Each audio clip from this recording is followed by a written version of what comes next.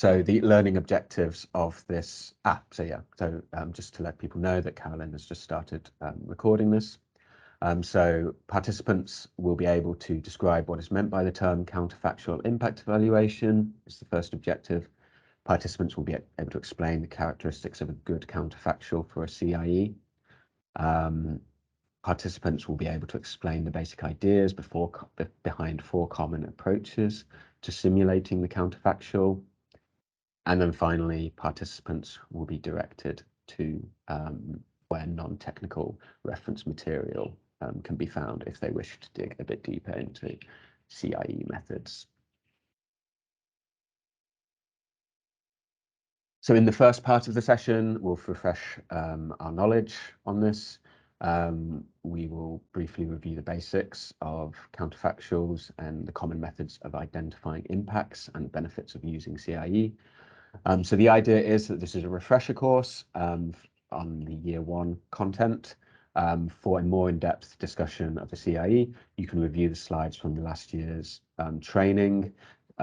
So we will also share the external resources and case studies, but the recordings from the first year for the French speaking is on europa.eu capacity for dev.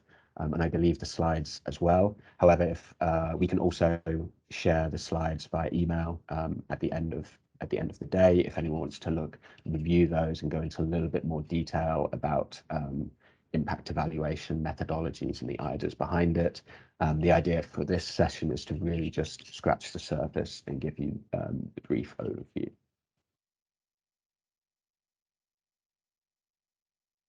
So I think maybe to wake people up a little bit, it's quite early in some of the countries. We'll start with a short quiz on counterfactual impact evaluation methods.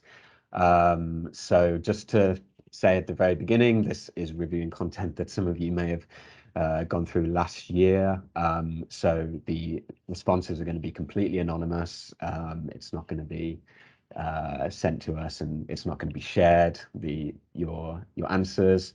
So please just do just answer if you know it, but don't worry too much, because the idea of this recap session is we will be going through the concepts that are on the quiz and making sure that everyone is up to speed with it before we move on. So I'm going to quickly hand over to my colleague Ellie, who's going to run the quiz.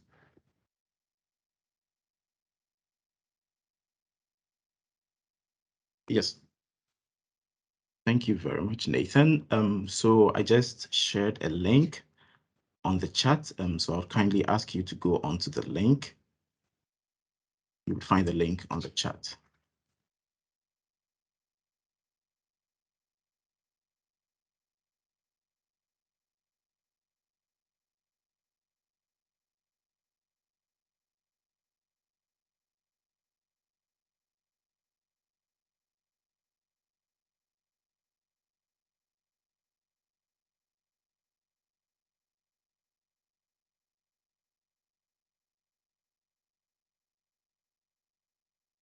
Perhaps you just want to explain.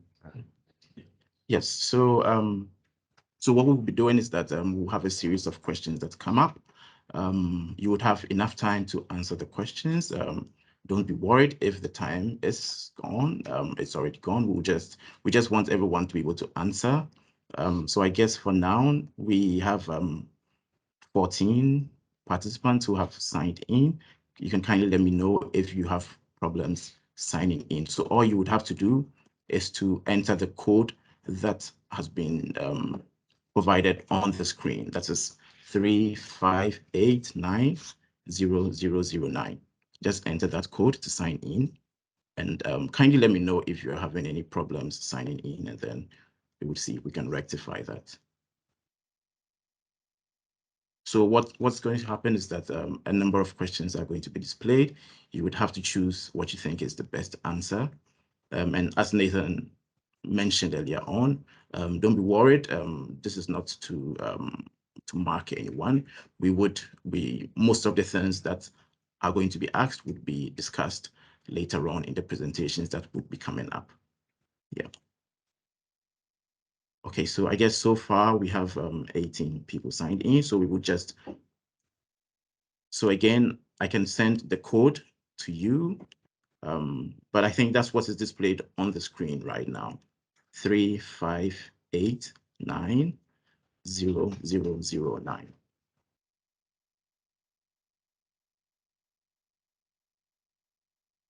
Okay, so I guess we have 18 players, so we can already start.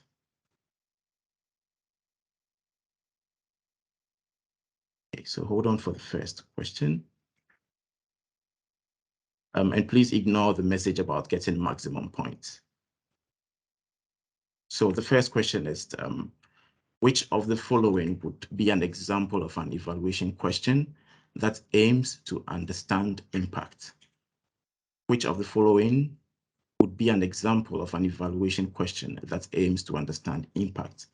And for the first answer option, we have, what role does ethnicity play in students' results? What role does ethnicity play in student results? And then we have, does providing children with deworming pills improve school attendance? Then the third option, what share of kids in Tanzania drop out of school before completing primary level?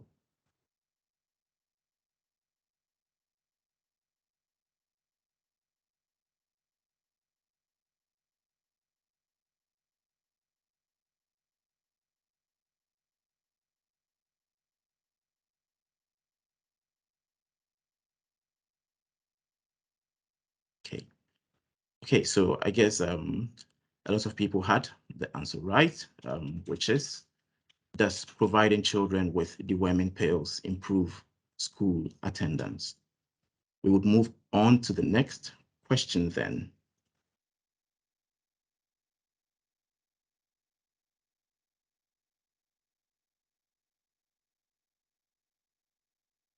So the next question is coming up. So the next question is, to do a CIE as a counterfactual impact evaluation, you need to randomly assign participants to take part in a program. Is this statement 1 true or false?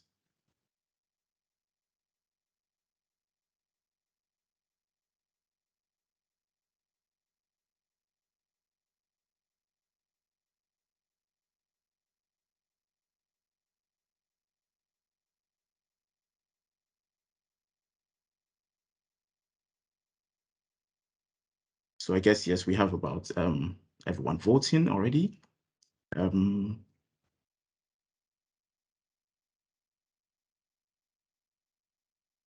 so we just,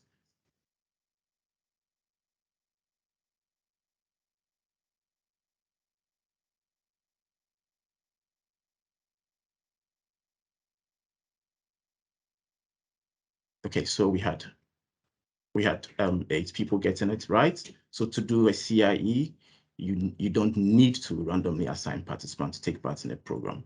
So again, we would explain this in the main presentation as to why this is not the case. We will move on now to the next question.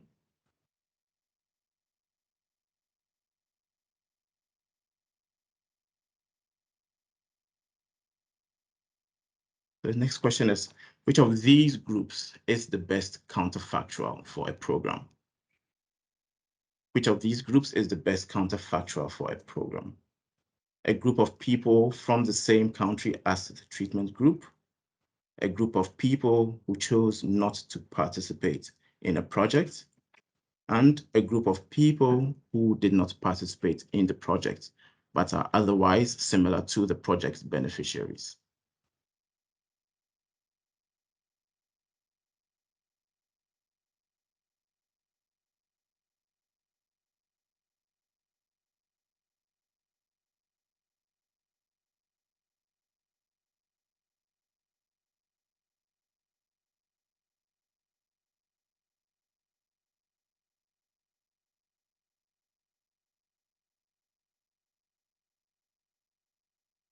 Okay, so everyone has voted, and it looks like almost everyone had it right. A group of people who did not participate in the project, but are otherwise similar to the project beneficiaries. So we would move to the next question.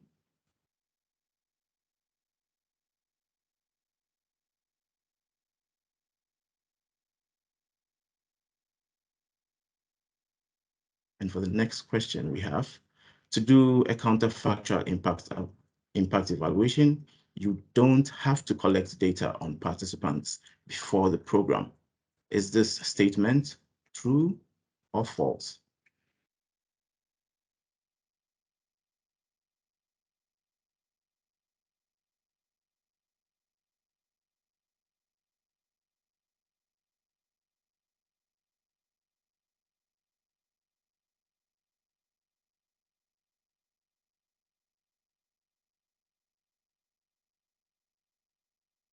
So we still have a couple of votes to go.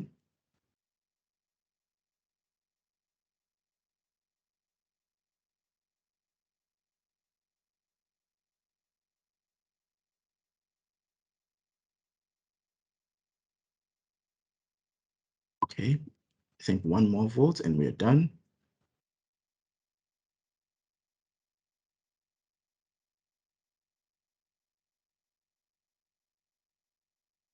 Okay, so it looks like we're split even here. Yes, so to do a CI, you don't have to collect data on participants before the program. That is true. Now we will move on to the next one.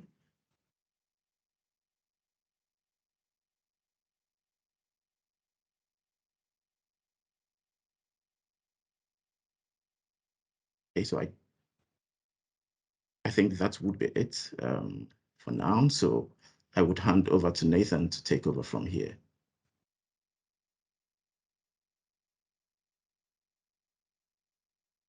Great, thanks, Ellie. So as I said in the chat, we'll be going through the content and we'll sort of dip in and out of the questions and why some answers were correct and some answers weren't. They're not always intuitive. But the first thing is, so what is the counterfactual impact evaluation?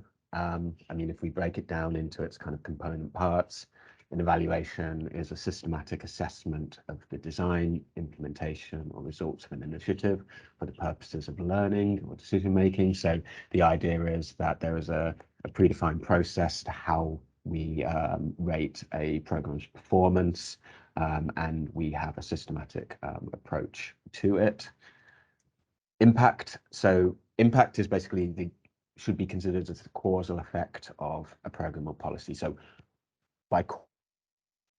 how did the program directly cause this outcome, this change in outcome that we're seeing, and can it be directly attributable to the program?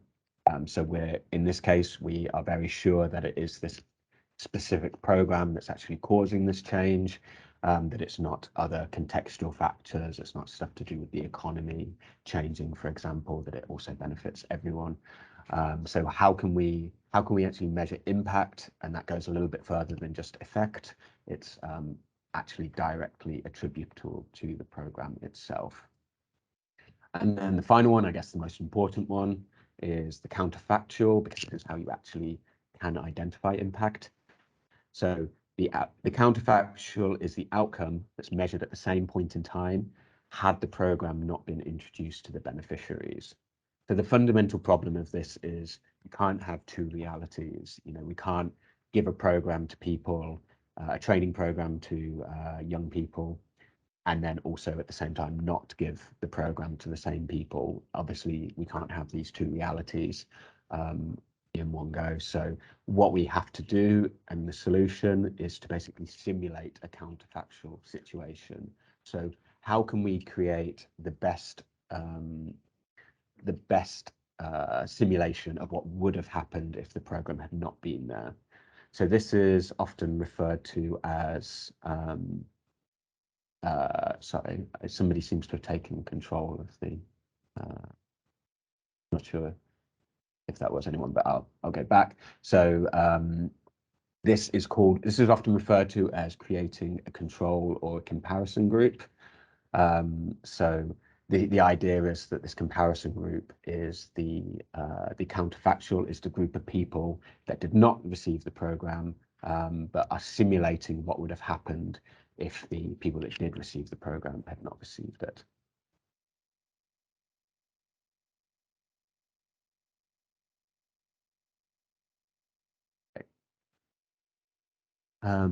Okay, so how is a counterfactual impact evaluation designed? So the aim is to simulate this counterfactual situation with a comparison group. So what do we want for the comparison group? Typically, we want them to have the same sort of characteristics on average. So we want them to have a similar age. We want them to have a similar educational background. We want them to be similar in terms of gender. But we also want them to be not exposed to the program. So this is quite important that, you know, maybe you might think that the best way of getting this comparison group is to find people within the village that didn't take part in the program. However, it's often quite difficult to understand actually, maybe they turned up to some of the trainings, maybe they received information secondhand from them.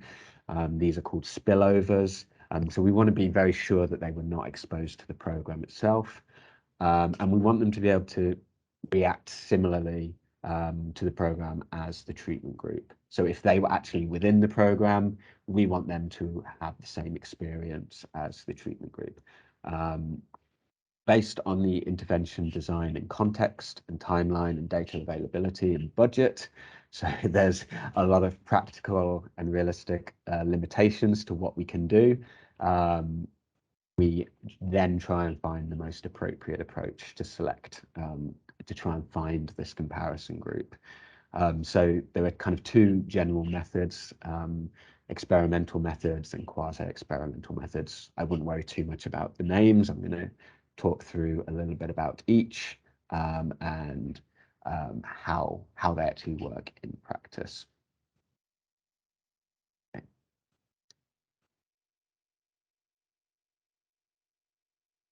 Okay, so we're going to go through an example now that's somewhat relevant to the EUTF programs. So we're going to talk about selection for a youth vocational training program that aims to improve employment outcomes. In the first case, applicants are invited to take part in a short interview to discuss their application. And then based on their application interview, applicants are either selected to take part in the vocational program or they're not. Okay, so as you can see here, I've just shown it diagrammatically. We have 2,000 people applying for a program, 1,000 males, 1,000 females. They fill out a form and then they have an interview and then some are selected. 1,000 people are selected and then 1,000 people are not selected. So the first thing is you might look at this and go, this is simple. We have a group of people that also applied for the program, but they did not receive it. So this works great. We can use these as our counterfactual. So the challenge comes, so would this make a good counterfactual? It might on the face of it. However, when we go in a little bit deeper, we actually realize that those that are selected are likely to be quite different from those maybe by definition, if they're going through a selection process and you're selecting the stronger applicants, we would expect the stronger applicants to be different in background and characteristics to those that were not selected. So this is where sometimes it can come into a little bit of tension between the evaluation and the program. Obviously, as a program manager, maybe it's desirable to have the most able participating in a program. Maybe it's seen as those that can benefit from the program the most, you know, the brightest and the best possible candidates. However, for an evaluator that's looking to measure the impact of the program, it does mean that these differences will cause the groups not to be comparable. So they don't actually work on the face of it without any further action. They do not necessarily represent a good counterfactual. And we'll just go through why that might be. So I've just shown here, so if we look at the background of those that are selected for the program and those that are not selected for the program on what we would call observable characteristics, so things as age or years of schooling, previous employment, and the parent's income, we can actually see that there is quite a lot of difference between those that are selected for the program and those that are not selected for the program. So it might be that it's quite clear that if there are those that are not selected for the program have a lower number of years of schooling, it might be much more difficult for them to get a job at the end of the training. And if employment and income are key outcome and impact indicators, then we might be not necessarily capturing the true impact of the program by just comparing those that got the program and those that did not, because the difference is maybe actually driven by their educational background or their level of employment before taking part in the program. So those are what we can see very easily. I mean, we can capture this data. We can see that some people might be older on average than those that are selected, maybe older on average than those aren't selected. As I said, we call these observables, but they also might differ in what we call unobservable characteristics. Okay, so these are things that are much more intangible. They're not necessarily easy to measure. These might be things such as motivation. It might be something such as self-confidence. It might be something like determination. These things obviously have an effect on somebody's ability to get a job. So even in these cases where we can't see and we can't measure these things easily, these differences may mean that it's not a good comparison group. And just going through the example again, if somebody has lower sort of self-confidence, it might mean that they don't perform quite as well during an interview process. So whilst they might be a good candidate, they lack the self-confidence, and then that creates potential bias, because we then have a group of people with lower self-confidence than those that are selected. So these are just particular reasons why there might be very clear differences both in things that we can measure and things that we can't measure between the two groups. So in the previous example, simply using rejected applicants is a poor counterfactual. So how could we design the process differently to be able to use rejected applicants as a counterfactual? So this is where these experimental and quasi-experimental methods come into play. So the very first one that we're going to go through, and it's the most famous and most well-known in impact evaluation, is the randomized controlled trial. So if you integrated into the evaluation a randomized assignment, so you created a counterfactual through using a lottery, maybe. You could talk about this as a literal lottery. Maybe it's somebody picking names out of a hat at the village office, or maybe it's using statistical software to randomly select applicants. It can take many different forms, but basically if you're using randomization, so this means that the selection is purely down to chance. It's not down to whether somebody performs well in an interview. It's not down to their background necessarily. It's purely down to chance. And why does this help? It helps because if the number of applicants is large enough, statistically, the two randomly assigned groups will likely be similar, because we know that there's nothing biasing that. We know that there's no interview process that is creating these very different groups of selected people from not selected. So just working through it again, if we replaced the interview process with a lottery, we would come out with the same result in terms of we would select 1,000 beneficiaries and we would not select 1,000 beneficiaries, and we would have these two groups. But if the randomization worked well, we would have two groups that are similar, both in these measurable characteristics. So as you can see in each of these cases, these groups are more similar. So we would be much more happy to compare these because we know that the difference in employment or income after the program is not down to somebody's educational background. It's not down to the wealth of their parents. It's not down to whether they had a job before that or not. So randomization allows us to be confident that the two groups are comparable. Obviously, we can measure this when we collect data for the measurable things, but it also means that we can be comfortable that even for things that we can't measure, so again, you know, things that are more intangible, such as motivation, self-confidence, or determination of the applicant, we can be more confident that these, on average, are similar between those that are selected for the program and those that are not.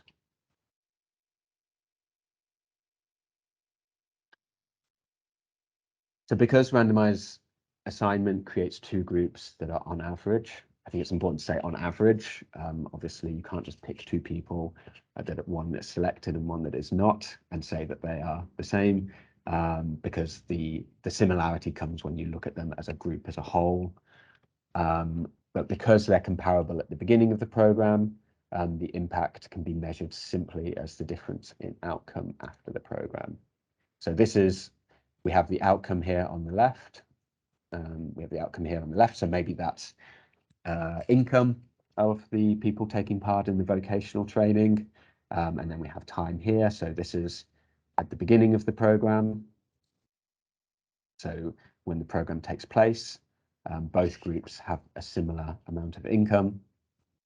And then at the end of the program, we see that those in the treatment group have a much higher rate of income than those in the control group. So because we're confident that this represents good counterfactual, because we relied purely on chance to create the assignment, we can then be confident that this difference here is the impact of the program. Okay, because we're confident that they both started off at the same point. They're both similar in characteristics, so we would expect them to react to the program in the same way. So that way we can be confident that any difference after the program, we can then attribute to it.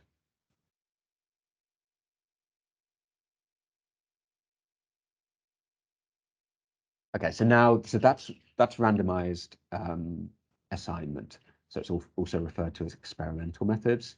However, you don't need to use randomized assignment for an impact evaluation. In fact, the majority of impact evaluations do not use randomized assignment. So it's important that we are also aware of what's referred to as quasi-experimental methods, so that's sort of half experimental methods. And there's various different ways that you can do this. So if randomization is not possible, maybe it's socially or politically not acceptable to do a randomization, maybe it's just not feasible, or maybe we're trying to do an impact evaluation after the implementation started already, so there's no way that we can go back and redo whether somebody got into the program or not. This is often the case, that you come in to do an evaluation after a program has already been ran, or at least people have already been assigned to whether they will take part in the program or not. So these quasi-experimental methods are tools that you can use when you do not have randomization. So in the following slides, we'll go through the basic idea of using matching and difference, and also regression discontinuity design to simulating a counterfactual. So again, the counterfactual, the aim is to find a group of people that are similar to those that are not. So the first one we'll go through is the matching approach. So yeah, we'll go through the matching approach. So in this case, we basically look for pairs within those that were selected for the program or not. And what do we mean by looking for pairs? We would look for people that are similar in terms of characteristics, in terms of those that are likely to be accepted into the program. And we try and make matches on characteristics that are either before the program took place or do not change over time. Okay, so this might be something like gender or age. Obviously, age changes, but we can account for that. But if it's something to do with maybe educational background, then maybe you could ask people what was their educational background before they took part in the program. But the basic idea is that you find people within the selected groups and the not selected groups that look similar.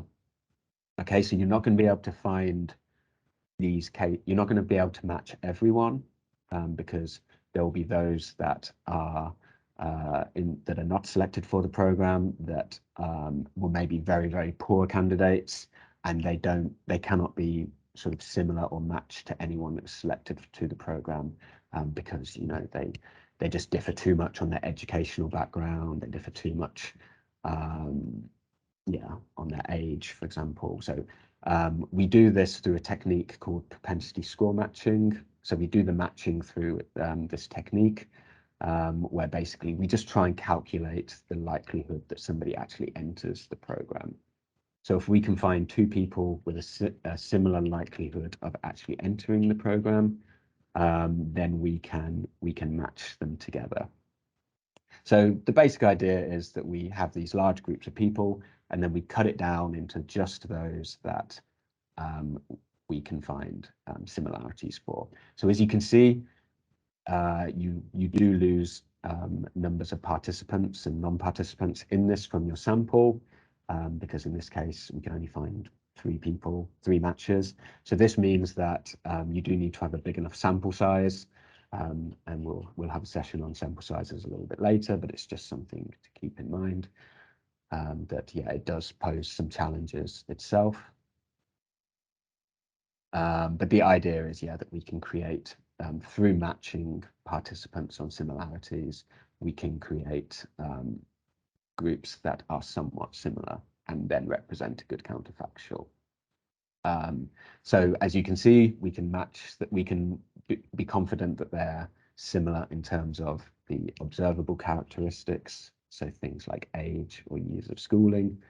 But then we can't be sure that they're similar in those unobservable things, such as motivation, determination, other intangible things that we can't measure, because we can obviously only match on things that we can actually measure and have data for.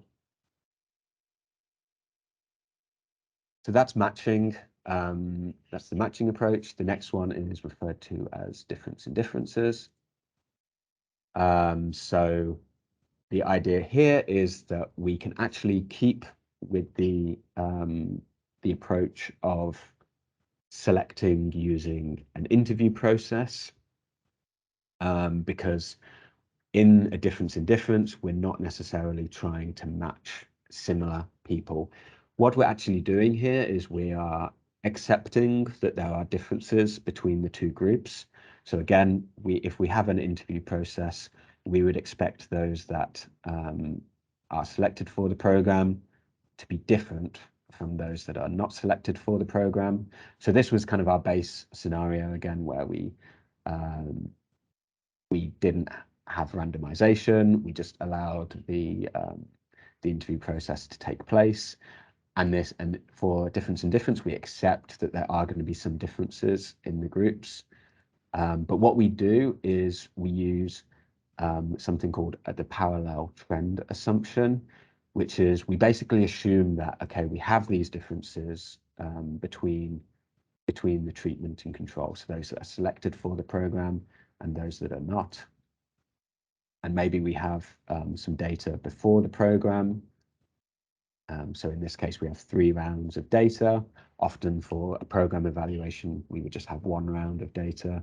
But sometimes if you're using like labor force surveys, for example, you might be able to have multiple rounds. But if we can be confident that the trend between the treatment and control, so again, we're looking at outcomes such as income, for example, we can accept, in this case, we can accept these differences as long as we're confident that the difference between the 2 groups will remain the same. So in this case, we have these 2 very different groups. the program is implemented. And what the difference in difference approach does is it assumes that this first difference we have here between the two groups in income, for example, we assume that that will remain. Okay, so when we go and collect data afterwards, we then find that there is what's referred to as the second difference.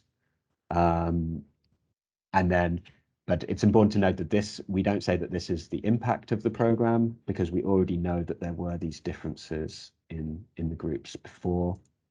But what we do then is we assume something called the parallel trend assumption. So we assume that if they had taken these people that did not take part in the program had basically taken the same direction as those, or the same trend as those that did take part in the program. So we can say that if these people that did not take part in the program had taken part in the program, that their income would now be at this level here. Okay. And then we then take the difference between the treatment and control as the impact. So we basically account for the differences between the two groups, but we assume that the distance between them would have stayed the same. So that's what was referred to as the parallel trend assumption. So we need to assume that the two groups would have worked in the same way, would have reacted in the same way to the program had the people that had not received the program received it. So that was the second way of identifying impact. The third way is referred to as regression discontinuity design. So this is often used where there is a clear rule for assigning individuals to take part in a program or not. So for this, we know who just missed out on participation and those that were marginally selected, so who just received it and who didn't. And for this, we'll use a slightly different example.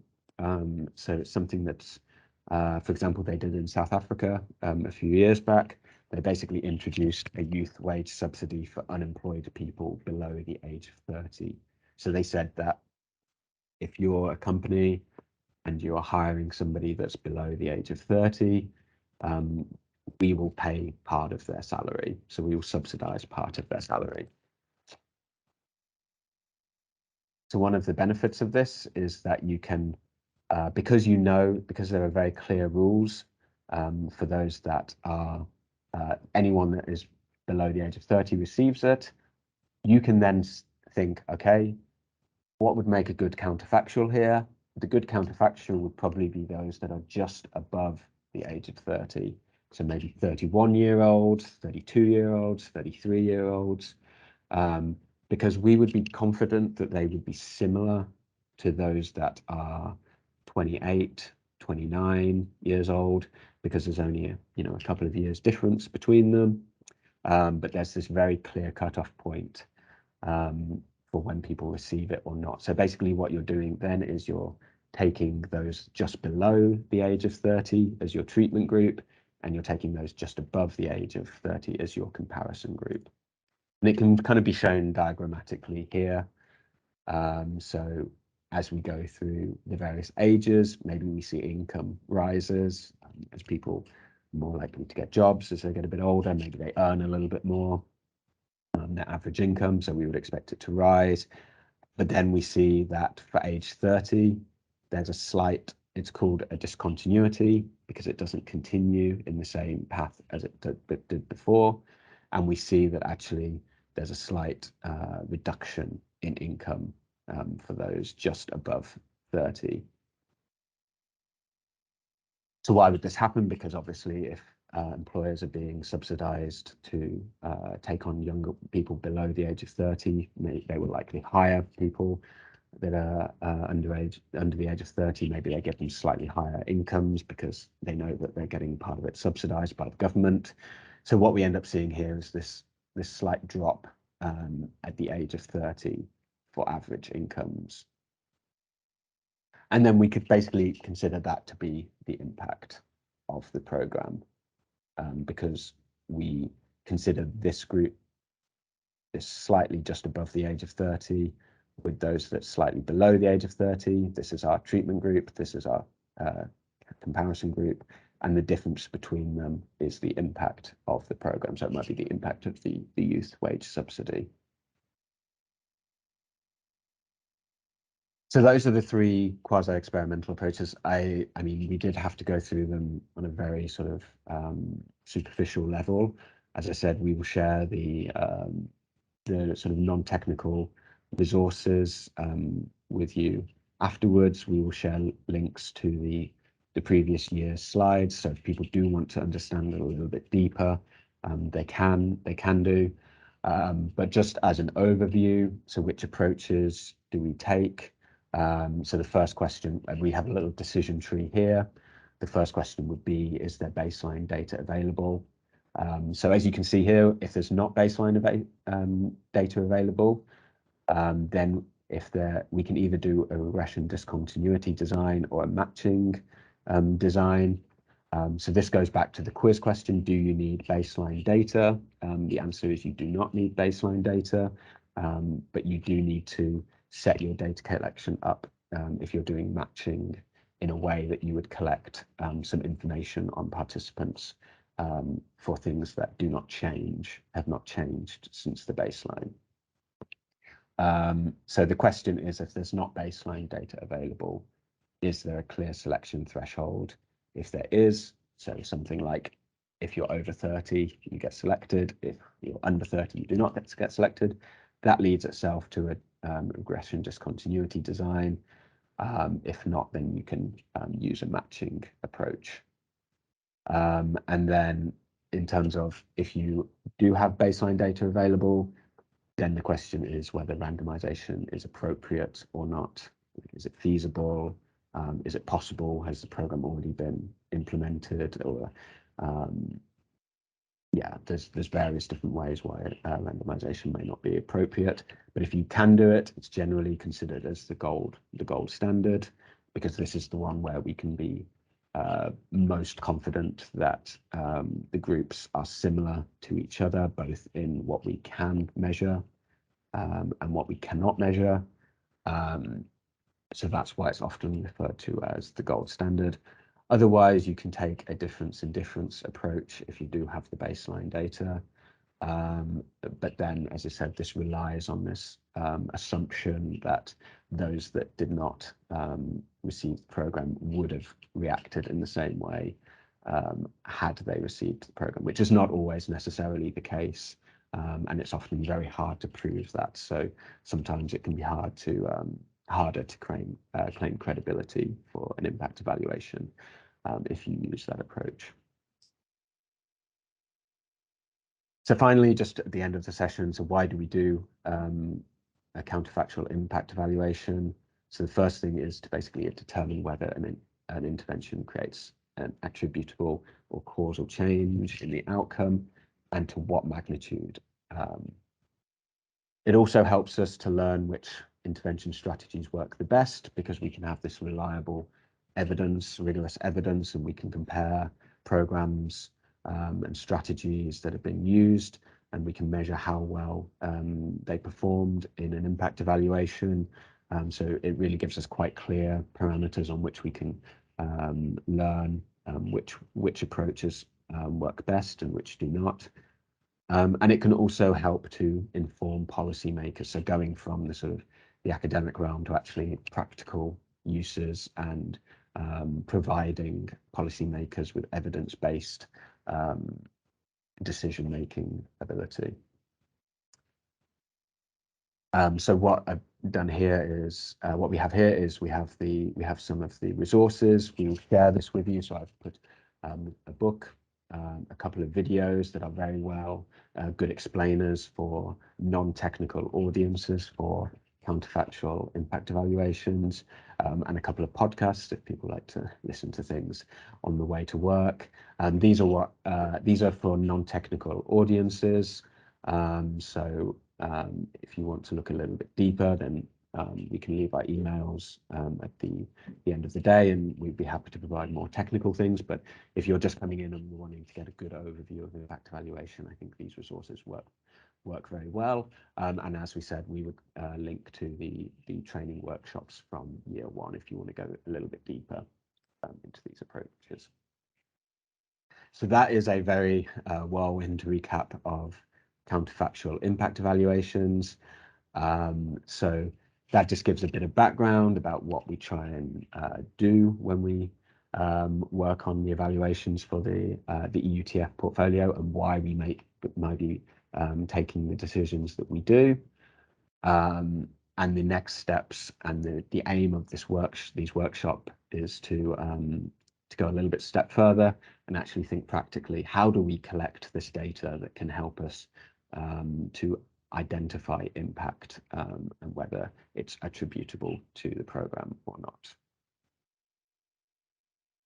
Okay, sorry about that mix-up.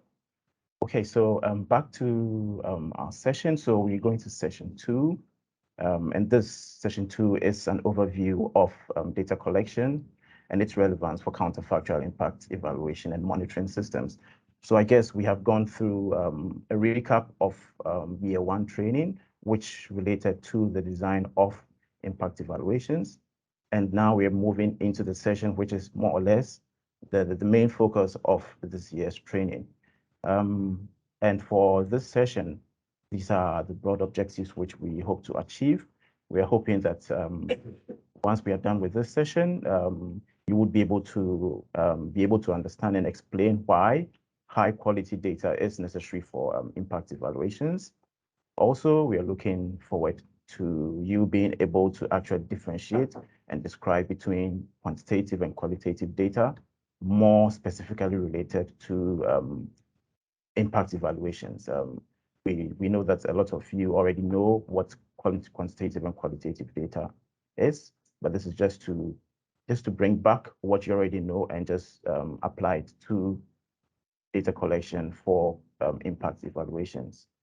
And then we are hoping that you'll be able to apply this knowledge based on what we would explain here, and then probably use it in the breakout sessions which will be coming up, which relates to how to use data sources based on your evaluation questions and then your theory of change to come up with a very good data collection plan. So I guess right from the beginning, it was mentioned by Marcus Froelich that data collection in hard-to-reach areas is the main focus of today's session. And I guess it would be good for us to probably re-emphasize that data collection in hard-to-reach areas relates to quite a number of things. There are a number of things that make data collection pretty hard.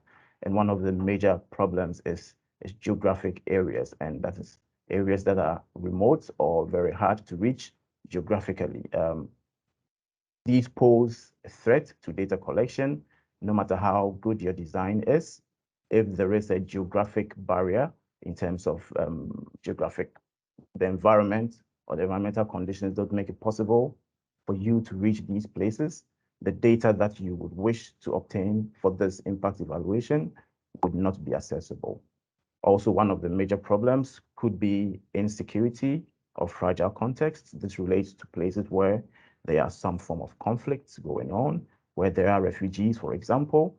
It becomes very difficult to collect data in these circumstances because refugees are very mobile, and it would always pose a problem if they are beneficiaries of a program and you have to have access to refugees to be able to collect data for your impact evaluation. And there are invisible population, and invisible population could refer to groups that are, for example, in the minority, for example, ethnic minorities in different areas. These particular groups may be very difficult to reach. And considering the fact that data collection would be central to your impact evaluation, it could always pose a serious problem in your impact evaluation as a whole. And that's why we are having this particular session, or the year 2 trainings are actually focused on data collection from hard to reach areas. I will just probably start with this quote that regardless of all that we have talked about, regardless of the discussions but the presentations we've had from Nathan earlier on about using a randomized control trial, whether you're using a difference in difference, whether you're using matching, I think it all comes down to the point that the results that you're going to get out of your impact evaluation is always going to be dependent on the data that you get. Now, no matter how well it's designed, if your data is not of good quality, you are definitely going to have results that are not good enough. And this is very important, and it's something that we would always have to remember that. And because of this, it's very important that you put as much focus on the collection of quality data, just as you put on the design of your impact evaluation as a whole. And this has been fundamental to the design of the trainings that have been arranged over the next few years. And if you'd realize from the previous trainings that were done last year, a lot of it focused on the design, and it focused also on developing the theory of change and the causal chains.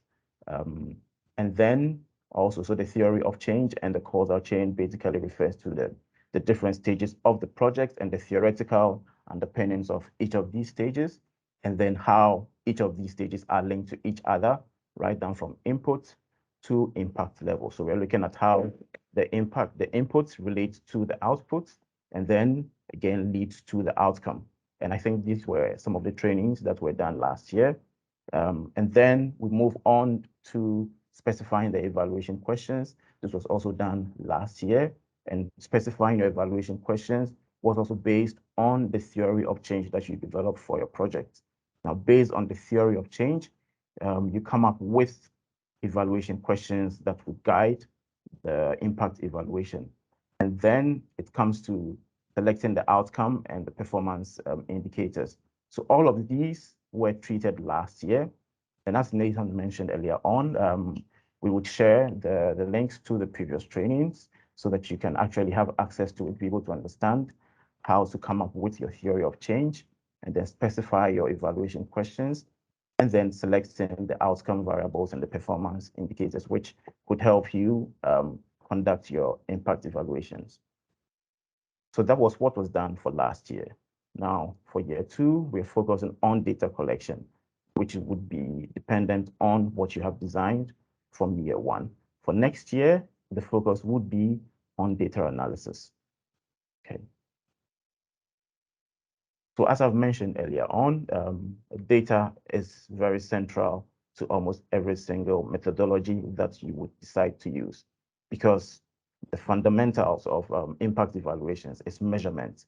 And for measurement, for you to be able to get any form of measurement, you would need data, regardless of the design of the project. And when we refer to data, the main relevance of data for counterfactual impact evaluations is to answer the different evaluation questions. And then based on that, we can measure the impact.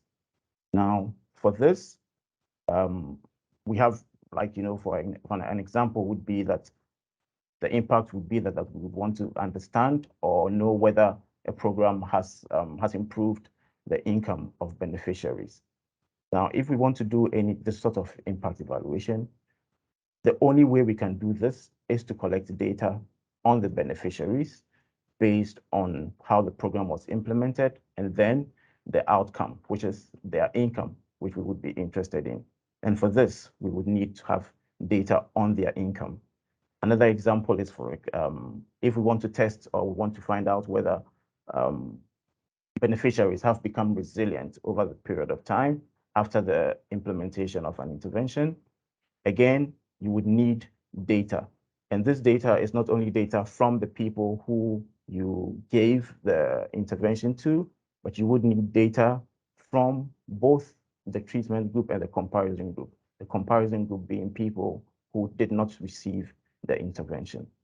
And so with counterfactual impact evaluation, you would need data from both the treatment and then the comparison group. It would be important to probably stress over here that it's at this point that we realize the difference between data collection for counterfactual impact evaluations and then data collection for monitoring systems. because for counterfactual impact evaluations, we need data from both the treatment group and the comparison group. However, for monitoring systems, we would probably be more interested in data for people who are beneficiaries of the program. At a later stage, we would go more into details about monitoring systems and then data requirements for that. So back to counterfactual impact evaluation. It's always important that you would choose a very conducive or a suitable data collection strategy. It is essential as much as it is essential in the design of the counterfactual impact evaluation itself, because garbage in is garbage out. Once you don't collect good data, you are probably going to have bad results coming out. And unfortunately, if the data is of poor quality and you are not aware of this, you might draw conclusions which policies might be based on, and this might not be helpful for anyone. It might not be helpful for both the project implementers, funders, and then for beneficiaries also. So it's very important that we put in as much effort into data collection as we put into the design of the counterfactual impact evaluation. So as I said, it is important that you look at data collection in general. Over the years or over the time, it has become important that we look at different ways to collect data in order for us to understand whether projects are having any impact. At C4AD, we focused a lot on quantitative data collection. However, over the years, it has become very important that qualitative research is integrated into counterfactual impact evaluation. And it's for this reason that we've had mixed method approaches being used quite often lately. Now, the question is, why are we using mixed methods lately? Mixed methods have actually helped to actually provide a better understanding of people's experiences in terms of beneficiaries, their views, experiences, and then motivations that they have for getting into projects. Also, it also gives us a really good perspective of the implementers of the project and then the stakeholders. It gives us an idea of their perspective also as to how projects were implemented. And it's for one of these reasons that a lot of counterfactual impact evaluations are looking at integrating qualitative data collections with quantitative data collections, because it helps in the triangulation or in coming up with results that tells us more about the project, not just telling us about the impact of the project also, but telling us also more about how the project implementers went through the experience of implementing these projects. So it gives us a better understanding of the mechanisms which actually go into the final impact that we have. So for projects that, for different projects, it also gives us an idea as to some of the unintended effects, which could be either positive or negative. It could give us an idea as to how some of these consequences happen. And for qualitative research, it gives us a better understanding or meaning into the motivations that examine how particular behaviors or actions are understood. So for example, if we have a project and we have quite a lot of dropouts or a lot of, let me say dropouts, having a qualitative mixed methods kind of helps us understand way much more better how or why people dropped out of trainings, or gives us more information from the implementer side as to how projects were implemented, to give us a better understanding of the impacts that we get at the end of the projects. And so to conduct mixed methods approaches, we always, it's basically combining quantitative data and qualitative data. Now for quantitative data, again, this is probably something we all know, but quantitative data ultimately focuses on numbers. It only focuses on numbers and statistics. An example of a question is, what is your income this month? Or on a scale of 1 to 10, how satisfied are you with your life? So based on these questions, they would give you answers which are always numerical or which can always be quantified. And for counterfactual impact evaluations, this is good in telling us whether projects or interventions have actually helped people. When it comes to issues, for example, with income, it will tell us by how much have their income increased, or if it's, for example, their feeling or their satisfaction about the implementation of a project, they are able to quantify it and give us some figures. However, for qualitative data, it tells us or gives us a better perspective as to how the impact actually happened, or the process that gives us the impact. So if you have someone's income increasing by 20% or 30%, qualitative data would give us some bit of perspective as to exactly how this 20% actually accrued or actually came up as the end result of the project. And that's how come that using mixed methods have become very common. And for a number of the EUTF projects that we are evaluating, using mixed methods have been the strategy in order for us not only to understand the impact, but also to get a better perspective as to the different stages of the impact, moving from input to output to the impacts that are measured at the end of the day. An example of a qualitative data collection question would be, for example, could you take me through a typical day when looking for work? Considering that there's youth and skills training, we would want to know by how much their income have increased. But also, for example, for people who are not employed, we would also want to understand exactly how, for people who have also been beneficiaries, like what are some of the processes they're actually going through to actually get back into the labor market. And I believe qualitative data gives us a way better perspective and a much more easier approach to understand the process that they are going through. An example of this interaction shows what you would see with qualitative data and quantitative data. Over here, there is, like, for example, an ice cream. And from the quantitative perspective, we are able to tell to what extent or how many people, by how many percentage people actually go in for the intervention. However, for qualitative, you would be able to get more perspective as to what they think about the intervention and why they probably did not take it. Over here, you can see that the person says he was excited when he saw the ice cream, but a little scared. Bringing this back to EUTF projects, if you look at some of the interventions, you would think that, okay, why was there not uptake of certain projects, even though it was free? I guess for us to be able to understand some of these questions, we would have to use a qualitative approach in order for us to be able to understand better why these projects were not taken up.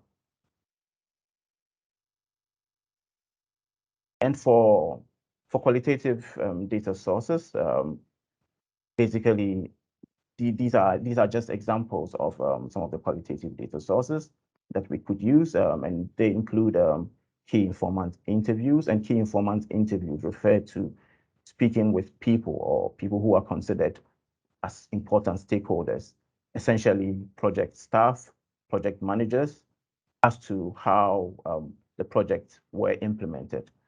These qualitative interviews always give you a deeper understanding of the different stages that they went through, right down from input to the output, just to give us some kind of perspective as to how the projects were implemented from the perspective of implementers. And this is always based on very key people. So it's not about speaking with everyone involved in the project, but the key people who were involved. So this could be, again, the project manager.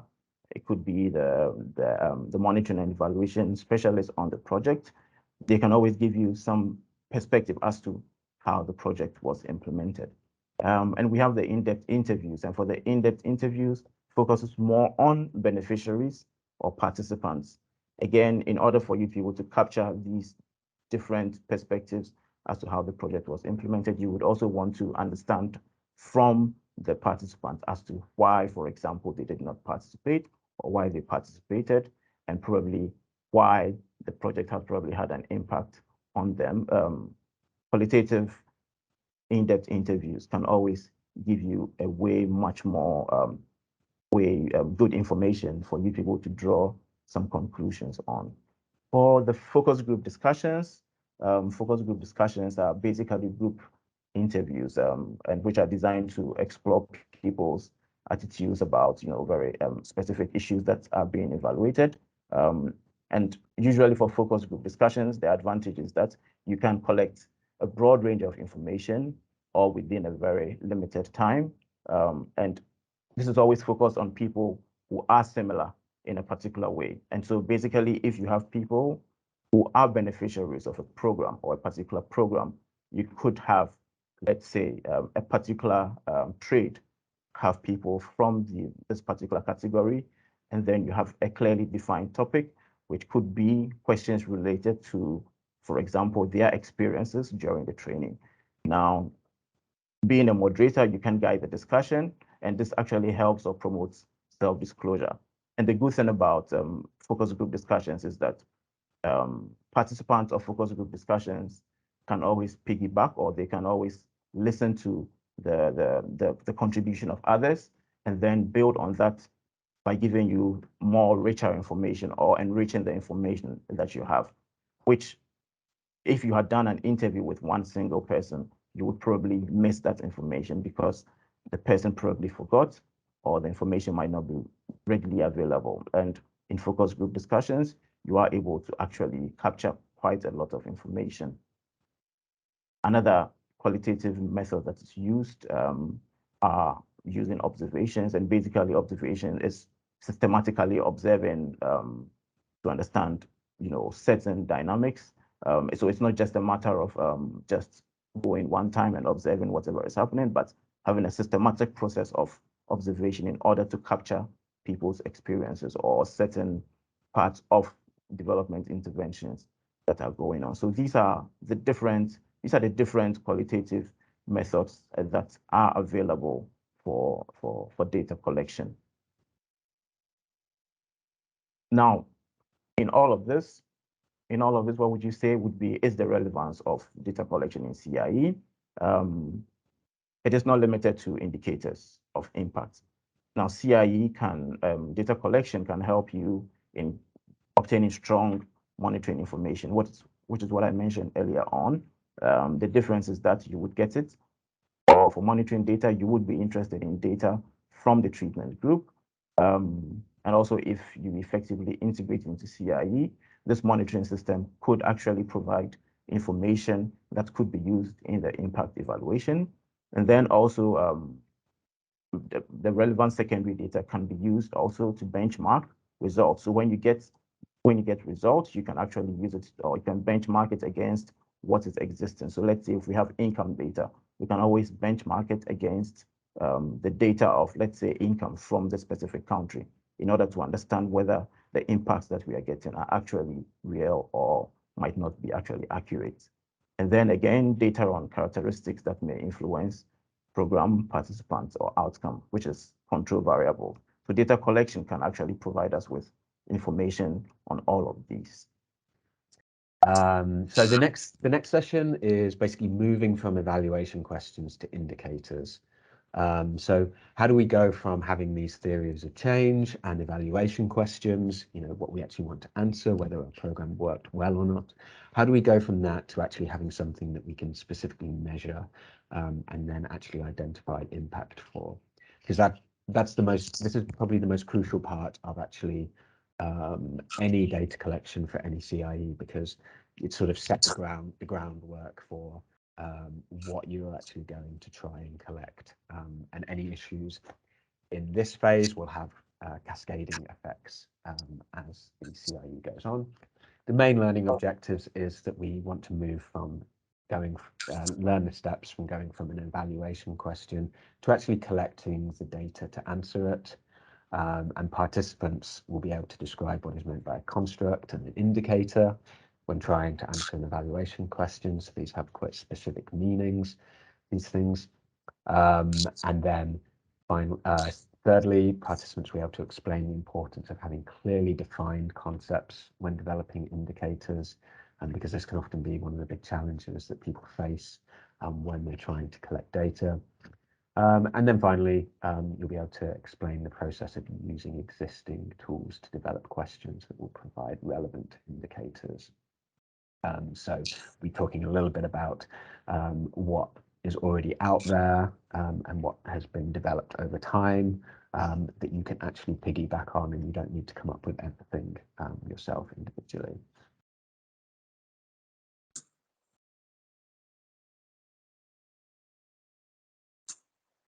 Okay, so the first thing is that we're going to go through the survey life from a quality perspective. So this is quite an often used guide to developing a survey. So on the left-hand side here, you have developing tools and constructs and indicators. So these are the actual things that you want to measure. So I want to measure the income, the impact of income of my program. I want to measure the impact of social cohesion of my program. So this is focused on this left-hand side here, and that's what we're going to be focusing on in the next couple of sessions. And then on the right-hand side, you have more to do with sampling and actually being able to draw a sample that can help you make conclusions and judgments on whether your impact evaluation did in fact have an impact on whether your program did in fact have an impact on social cohesion, for example.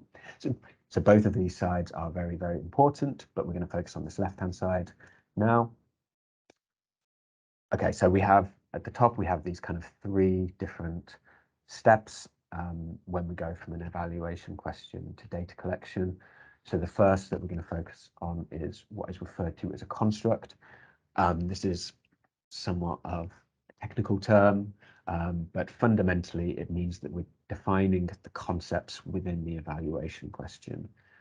So when we talk about social cohesion, so maybe start off something like income, for example. It's quite straightforward, you know, how we define it, although actually it can also be, there can be challenges with it. But at least it's something tangible, you know, people receive money for work they do. Something like social cohesion is a little bit more difficult to understand and define specifically. So this is what we refer to as constructs. So we have these constructs such as social cohesion, and the step is we want to actually define what we really mean by them. The next step is an indicator. So this is moving from these kind of constructs to how can we actually try and measure this in the real world? Because if I say to you, how do I go and find out if this program improved social cohesion? I can't just find a respondent and ask them, do you feel more involved in society, and just take that as your measure of social cohesion. It's actually a little bit more complicated than that.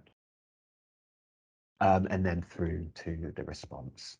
So actually putting into a survey quite individual questions or individual modules that will help help us measure this indicator that can then help to answer these questions, these construct issues in the evaluation questions. So I'm going to go through a couple of examples with you because I think that's the best way of doing this, because it can be just going through saying things like construct and indicators isn't always the most intuitive, but I think if we go through some examples. So the first thing is what effects. So these are typical evaluation questions that we might have that are relevant to the UTF program. So what effect do interventions have on the livelihood in terms of economic well-being, in terms of refugee and host communities? And secondly, what is the impact of the interventions on integration and social cohesion of refugees and host communities? So these are our sort of big questions that we want to be able to say whether our program is effective or not. And then we're going to go through step by step how we actually start to try and develop constructs, indicators, and then individual questions. So let's take the first one as the example to go through first. So what effects do the interventions have on livelihoods in terms of economic well-being of refugee and host communities? Okay, so what we want to do first, as we said, is we have these various constructs and we want to try and clearly define them. So we have, for example, economic well-being, okay? So we might have in our head generally what an idea of economic well-being is, but we need to have a very clear definition of it, because if we can't clearly define what we want, what we mean by a concept or construct, then measuring it's going to be a very big challenge. So maybe we take, in terms of the economic well-being, we define it as the ability of an individual to demand goods and services in relation to its needs. Okay, so if an individual needs a good or a service, their economic well-being is their ability to be able to demand these goods, to pay for them. So then we start thinking about how can we measure this concept of whether the individual's ability to pay for these goods or services. So we might just want to start thinking about what sort of things feed into somebody's ability to buy food or invest in their child's education. These are typical indicators that we might consider.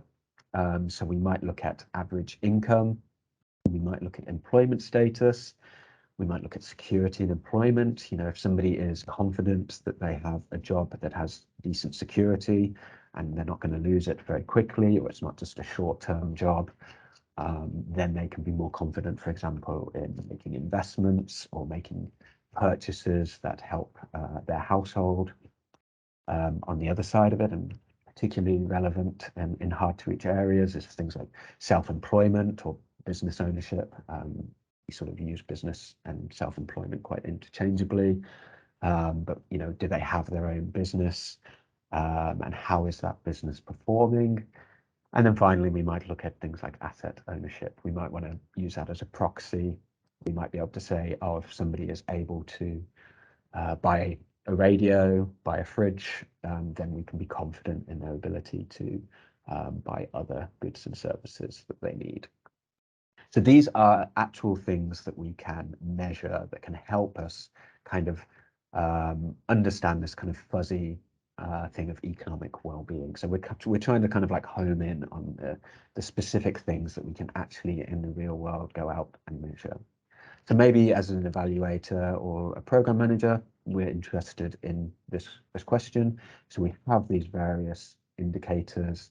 How do we actually go and collect data on these individual indicators? It might be that you have, so for example, we have here quite a lot of indicators. It is important to be clear and concise with them.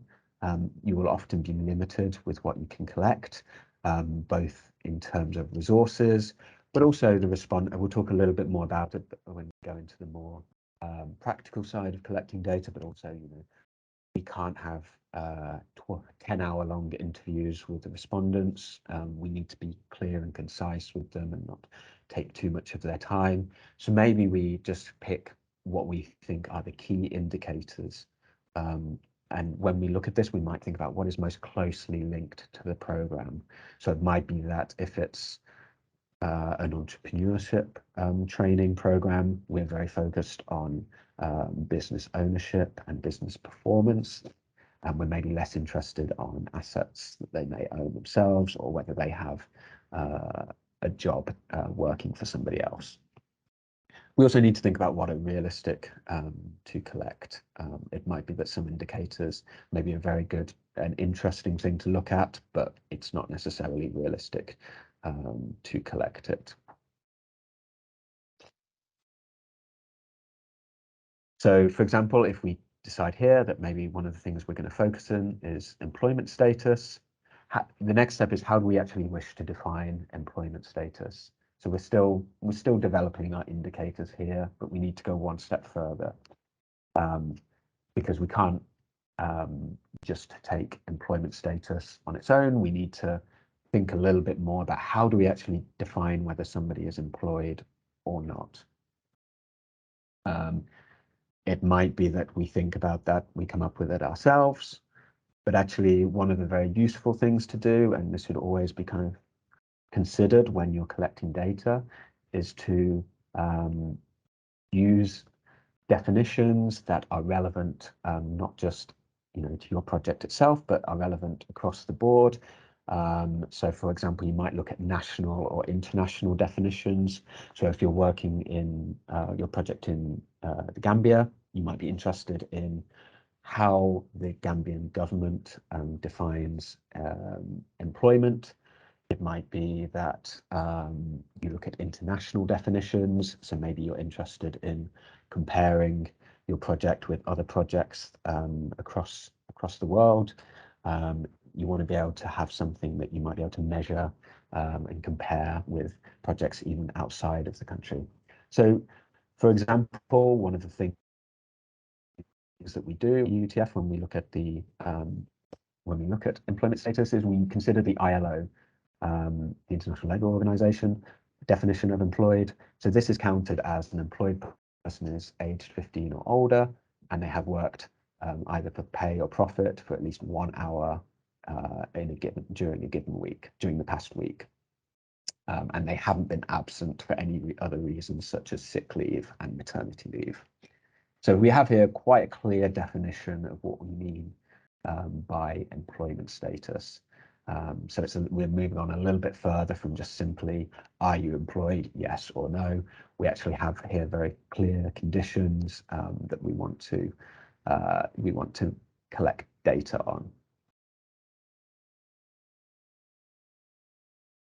Okay, so we have this ILO definition, and then how do we actually put that into a questionnaire itself? So this is when we start thinking a little bit more granular on a practical level. What specific questions do we actually need to ask respondents to gather this information? So this is actually an example from the EUTF program. The evaluations, so during one of the midline, I believe, for the Gambia project this is from, we used the ILO definition, and we used the Gambia Labour Force Survey. So we adapted it from the Gambian Labour Force Survey, which you can find available online from the ILO website. And it goes through step by step how you can ask specific questions that can give you this information that will give you a very clear indicator for this ILO definition. So we start off by asking, in the last 7 days, have you done any type of work for an hour? And then we ask, do you have a paid job, a paid permanent job that you did not work for in the last 7 days? So this is where we're starting to try and figure out if maybe they do have a job that they get paid for, but they were absent, maybe they were on holiday, maybe they were sick, maybe they had maternity leave. So with this we can capture if they were sort of unexpectedly or temporarily off work. So if somebody tells us that they had illness, but they do have a job that they work, a paid job that they work for, but they just weren't working in the last week, then we can still consider them under the ILO definition to be employed. So this is just an example of how you can go through step by step and use data, use pre-existing tools to actually go from this very just sort of very vague term of economic well-being to actually having a clear and specific indicator that can help you answer the research question. We'll go through another example now. This is a little bit less clear, not less clear, but harder to measure, for example.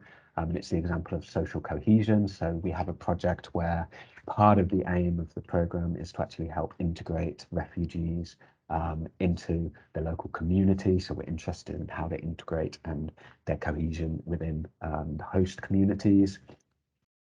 So we have these two constructs here, integration and social cohesion. So we want to clearly kind of define exactly what they meant. So what do we actually mean by this and what sort of challenges are we going to face. So this is an example of a hard to reach population that we have. What type of questions do we want to ask them?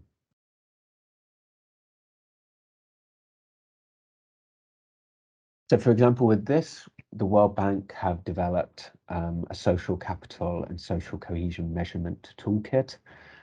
So as I said, if you look for it, quite often researchers that have been working on these type of concepts and constructs over the years will have developed tools that can help to measure them, and they may have tested them in various countries, in various contexts.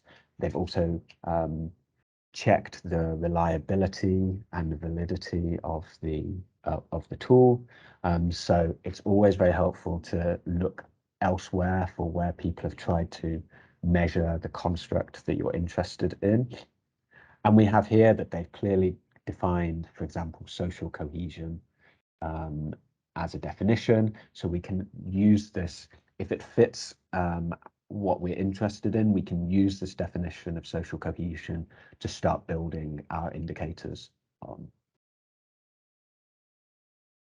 So the World Bank Social Capital and Social Cohesion Measurement Toolkit is a set of 15 survey questions that measure dimensions of social cohesion. So it might be trust, civic engagement, belonging.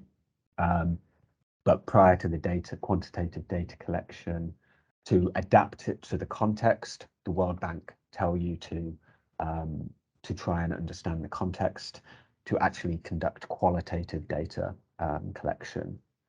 So this would be referred to as sort of exploratory qualitative data collection that can be used to guide quantitative tools. And within this toolkit, you actually have both the quantitative survey questions that are being adapted and also a qualitative survey script. So you can actually use this toolkit. It's very well presented, very clear, and you can start to use this pre-existing tool to actually try and measure something quite sort of complicated and complex as social cohesion. So we'll just go through an example here that, for example, trust is an individual's belief that another individual or group or institution could do them harm, will not do them harm, although they could, and their willingness to take actions that make themselves more vulnerable to the actor. So we have here, we're starting to clearly define our constructs. And then when we are developing an indicator, we have this already in our social capital and social cohesion measurement toolkit. So then we can actually start to develop individual questions themselves. So these are the questions from the toolkit. So it's tell me to which degree you agree or disagree with the following statement. The following type of people are likely to take advantage of you. And what you see here in red is where you would contextualize it based on where you are implementing the study. So you take information from the qualitative focus groups. So you learn about the different social groups and geographical units. And for example, they say here, accidentally left my wallet. What's a similar item that you could use or phrase you could use that would be equivalent to somebody losing their wallet? So in red is just showing you how even existing tools, you may be able to adapt them to the specific context.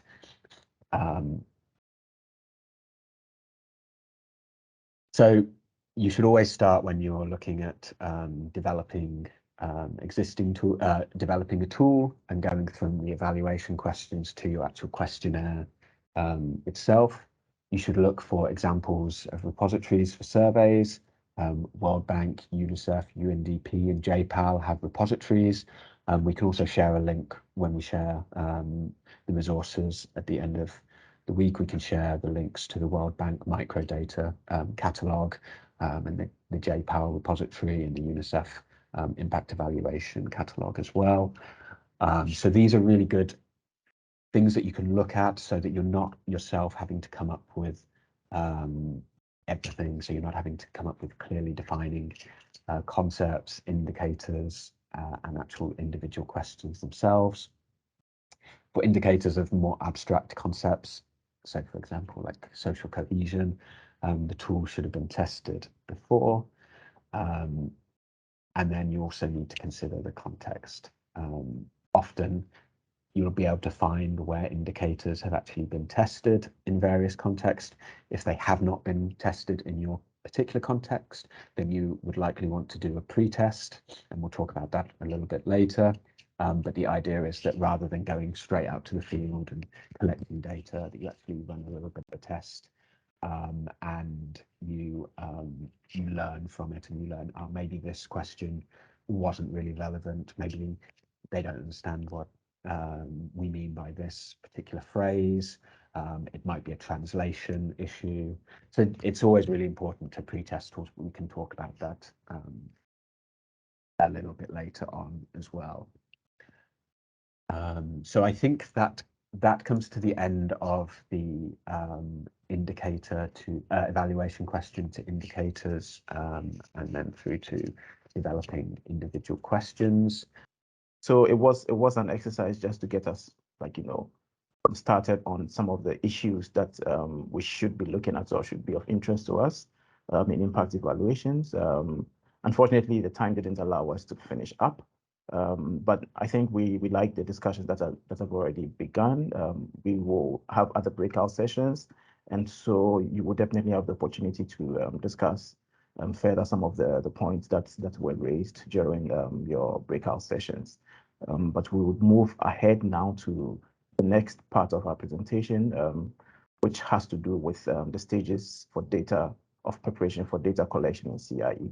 So I guess Nathan went over some points with you, which basically refer to the description of the process, moving from evaluation questions to developing indicators that are measurable. At this point, we would be doing more or less an overview for the development of data collection tools, and then also focus a lot more on some of the typical challenges that you face or you would face when you are constructing tools for data collection. The objective would be that we would highlight some of the good and bad practices when developing survey questions, and then also help us understand the benefits and also the different approaches that you could use to pre-test a survey tool, and then also explain what measurement error is, and then how to avoid measurement error. So we would quickly jump, started by actually making reference to what we talked about earlier on, because starting to design a tool right from scratch can be very difficult and time consuming. And for your impact evaluations, usually there are so many situations that most of the times you are constrained by time. Aside time, there are some budgetary issues that could come up.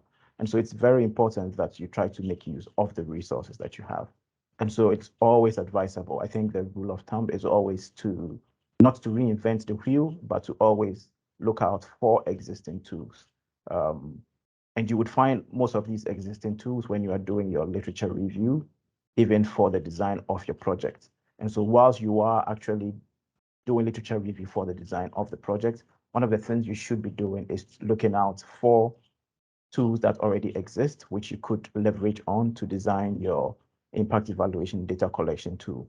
And so it's very important that we do literature review and check what is already in existence so we don't reinvent the wheel. However, most of the time, or some of the time, this is also impossible. It might happen that there is difficulty in actually getting the specific questions that relate to the program that you are actually executing. You might be doing something on income for youth, on vocational skills and income for youth, but however, there might be just a general data on income.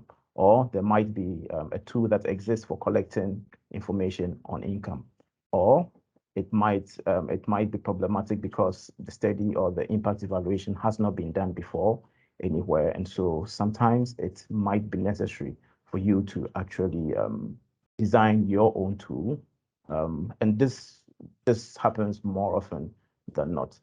But what this means is that you need to actually contextualize some of the tools that exist.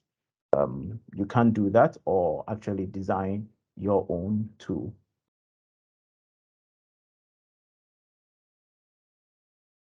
So there is no universally acceptable way to design questionnaires.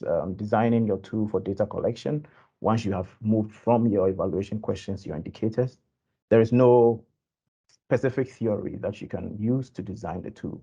You have to, you need to actually go through some guiding principles which can help you come up with a tool that is efficient, or a tool that would help you answer some of all your research questions that you have. And so these are some of the guidelines that,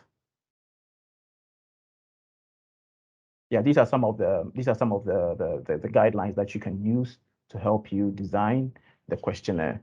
We will start with the first one, which is asking you to be brief. So I guess for all your tools that you're designing, you should be as brief as possible, unless the word is necessary for that particular question. You need to try as much as possible to take it out. One of the major problems that come up during data collection is having questionnaires or questions or tools that have questions that respondents don't understand. The longer the question, the more difficult it is for you to actually obtain the information that you're looking for. If you, for example, want to know about people's income, you would first want to know whether they have a job first, and then ask them what their income is. But if you try to ask all of this in one question, it will be problematic for you. And at the end of the day, you would most likely end up with a question or an answer which is not satisfactory enough. Because if you ask someone, how much do you make in your job? How much do you make in your job? Without actually asking them how much, whether they have a job or not, you might get responses which might be very difficult for you to interpret. And so it's very important that you actually make sure that your questions are brief. It is better for you to have brief questions that are, let's say, it's better for you to have 10 brief questions than to have 5 questions that are very long and extensive and very difficult to understand. The second point would be that in designing the tool, you always need to make sure that the questions are very objective. Objective in the sense that the questions should not be suggestive. They should be asked from a neutral perspective. And an example would be that you would ask respondents a question such as whether they think their income is enough. Already that suggests to the respondent that their income might just not be enough. And so it is important that you always ask this question from a neutral perspective, because once you actually ask the question and show a position, most respondents, based on social desirability or not wanting to come across as being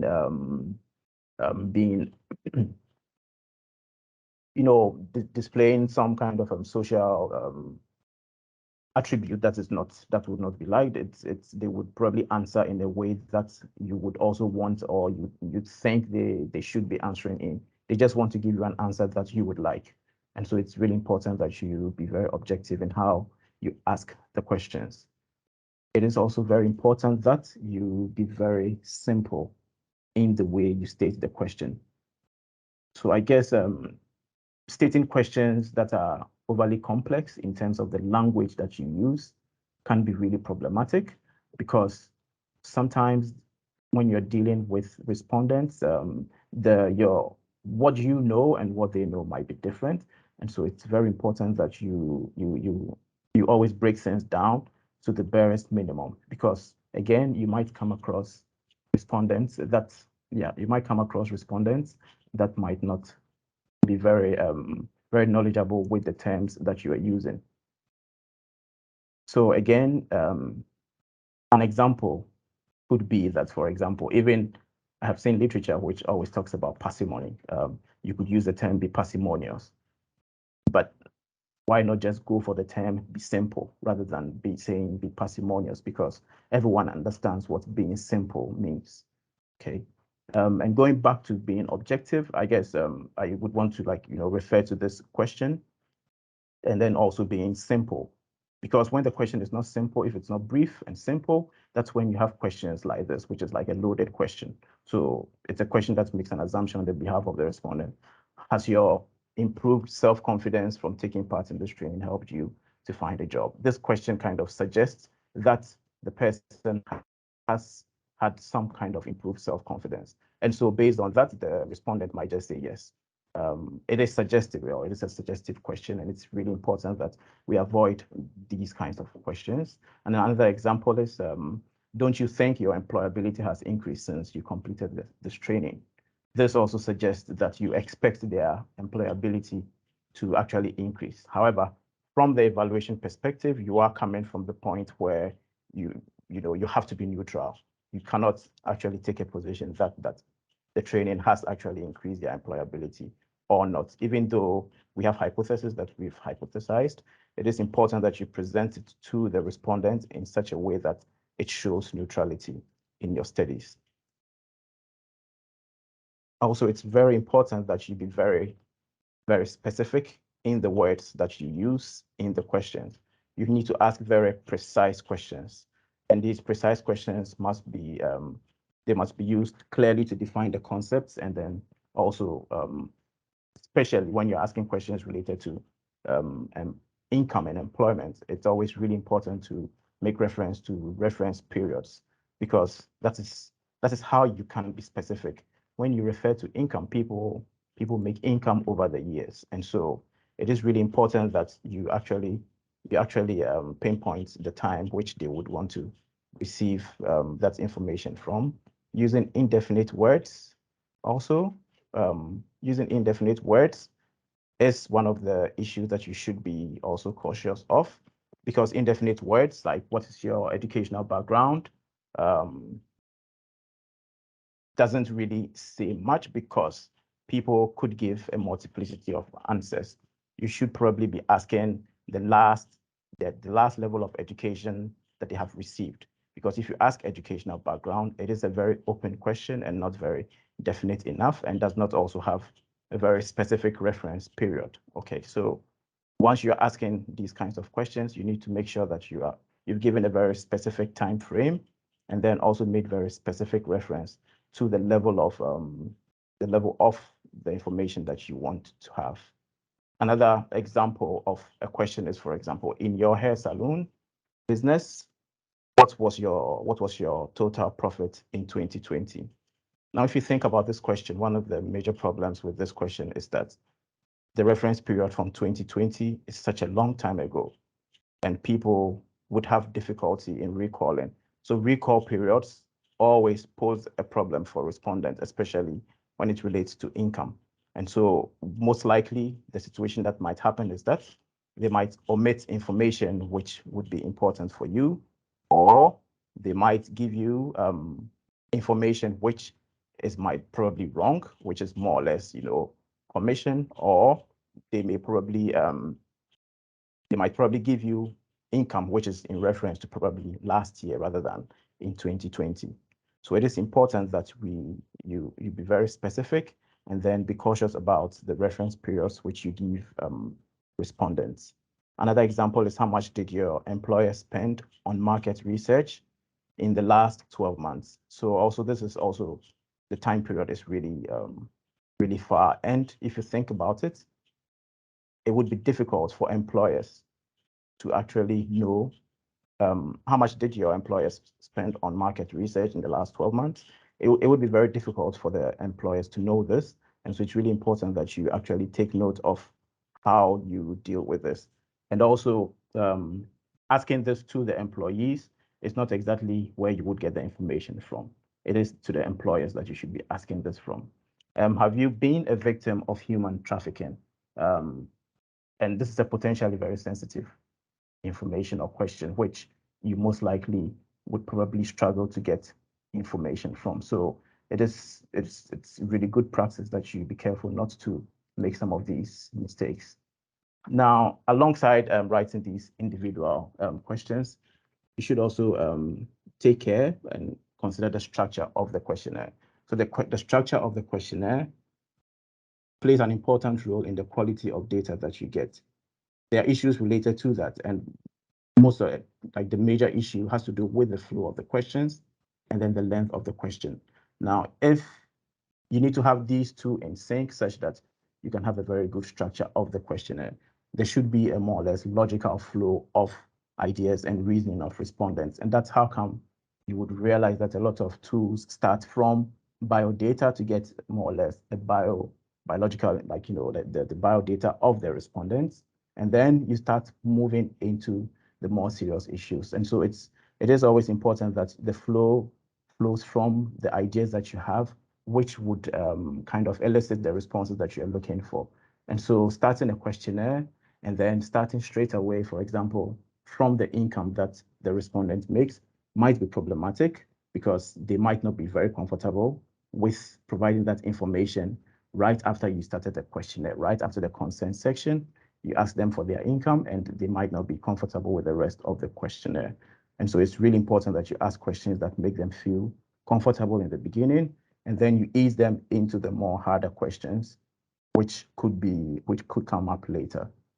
And also the length of the questionnaire also plays a very important role in the structure, because when you have a questionnaire that is too long, fatigue sets in and respondents start providing wrong answers. And that is going to greatly affect the quality of the data that you get.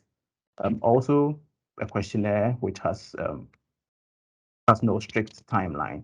You need to be clear upfront from the beginning of the questionnaire and let the respondents know that this questionnaire is going to be 20 minutes or 30 minutes, so they can tell you that, okay, I do have time for it, or I don't have time for it. The challenge, or what happens with this, is that if you don't provide this information, a respondent might start a questionnaire and tell you midway that I cannot really continue this questionnaire.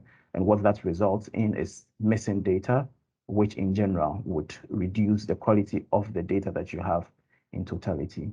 And so you need to really pay attention to the structure of the questionnaire by looking at the questionnaire flow and then the questionnaire length. Also, even if you know the tips and then you have a good structure to the questionnaire, you always need to think about pre-testing the tool, because it is really impossible for you to design a questionnaire totally in the office. It is possible for you to design it, but as to whether this questionnaire would be effective in capturing the data that you're looking for, that we cannot know. And so it is important that you really pre-test the tool before you actually go out to the field. And so in this pre-test, it is also you have to do this regardless of whether it is an existing tool or a newly designed tool. A pre-test is what will tell you whether your questionnaire is contextual enough, such that it can capture the very specific information that you're looking for. Without pre-testing, the danger, what would happen most likely happen or could happen, is that you might capture information which might not be very relevant for your impact evaluation. And so it is really important that you do that, be it a questionnaire designed from an existing tool or a new tool. Always pre-test the tool to be able to contextualize it and make it more suitable for your own purpose. Questions that respondents are struggling to answer. So in a pre-test, you would be able to have an idea of certain questions which are probably difficult for respondents to answer. They may have been tools that have been tested in different places, and respondents were able to answer, but they might not be very relevant for where you are collecting the data from. And so it's really important that you do that. And also it gives you some bit of information on additional answer options which you could add, which previously you might have not known. And then also it gives you an idea of the length of the questionnaire and how long it might take, whether this would be conducive for the whole data collection itself. Is it too long or is it too short? And am I able to ask all the questions that I want to ask? This pretest would help you know all of this information, and then also give you data that you can actually benchmark the data that you collected. You will collect for the impact evaluation. As I mentioned, and just like in the design of questionnaire, there's no specific set way of conducting a pretest. However, it's always important that a pretest would be more or less a simulation of the data collection itself to give you an idea of how the data collection itself would go. And so you need to try as much as possible to mimic a situation of a data collection. You can also use a workshop to actually try this out, where you sit down with data collectors or field supervisors to test out the tool based on the knowledge that they have or the local knowledge that they have, to help you understand which questions might be applicable or not relevant. And also, you need to think about the budget. If the budget allows you to do a proper pretest, you can also use more psychometric properties, such as checking for internal consistency and validity, which need some bit of resources to be able to actually conduct. Now, based on what we've been talking about, we've referred to the survey life process from a quality perspective. And I guess the measurement error that we mentioned comes up when we do not construct our tools very well. When our tools are not constructed very well, there is a discrepancy between what we wanted to measure and what we actually measured. And this is where we would have a problem. Now, everything that we have discussed are potential threats to measurement error. This includes poorly designed questions, cognitive challenges in answering the questions, and then social desirability bias. So you'd realize that all the points that we have mentioned earlier on relate to this, and this is how measurement error comes up. Now, we'll just briefly go into a couple of common challenges in measurement errors when conducting CIEs. Just go over a couple and just tell you what you can do. So in remote rural Africa, majority participated in an agriculture, smallholder farms, and they were looking at the labor of household members in agriculture for poor households. And the output of the labor was important in understanding the income of these households. Now, the problem they had was that this was particularly vulnerable to measurement error. And in the study, households were randomly assigned to one of each of the 4 different study designs. That was a weekly face-to-face survey, a weekly phone survey, a face-to-face survey at the end of rainy season, and then a face-to-face survey at the end of rainy season, where labor time was broken down by activity. And what happened was, in the in this study, what happened was there was a problem with recall. And so what happened was that in total, the number of hours that was worked was 3 times more higher for respondents who recalled their labor at the end of the season. This means that the time period or the time frame that they had to respond or make reference to was way much more longer. And so they made so many errors with this kind of data. And that is the problem that we referred to earlier on in terms of recall period. Once you have a recall period that is too extensive, you are always likely to face errors when people are reporting them. Another example is asking farmers to self-report agricultural production, which often requires guesswork. And so any kind of measure that you want to take that requires guesswork, you're most likely going to have people providing information that is not very consistent with what actually exists.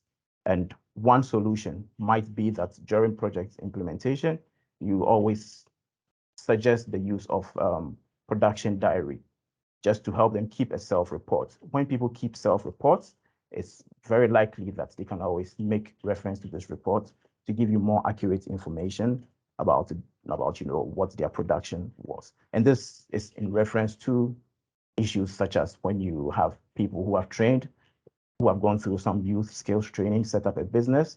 One of the things that we could suggest to them is to keep a journal or a logbook about their sales, their income, their profits, how much they spend on their inputs, and then their outputs, just to get an idea, so that once they are asked for these data during impact evaluations, they can easily provide them. Also, it's been found out that there's and this always helps in actually reducing the error that is produced when people report, since that especially have to do with long reference periods, and then also that have to do with numbers also.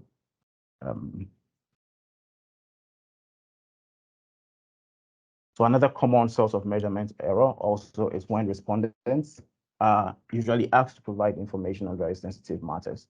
And this is also quite common, that issues related to sexual behavior, information with regards to income, and then criminal involvement are very, very sensitive issues which people would not want to provide information on. And so once you are designing the tool for this kind of data collection, you really need to take this into cognizance and avoid missing out on information. This would demand, or it would need some tact, which includes providing some more information in addition to the consent note and assuring respondents about the safety of the information that they are providing. Or you can also do this by also helping the respondent or easing the respondents into these sensitive questions by asking less sensitive questions in the beginning of the survey. This would help the respondents feel a bit more relaxed and then trust to be able to give this information to you. Vulnerable. So again, if you don't do this, you would be most likely vulnerable to refusals, and refusals in general contribute to very low data quality. We will talk about how technology can be used to minimize this in the coming day, that is most likely tomorrow.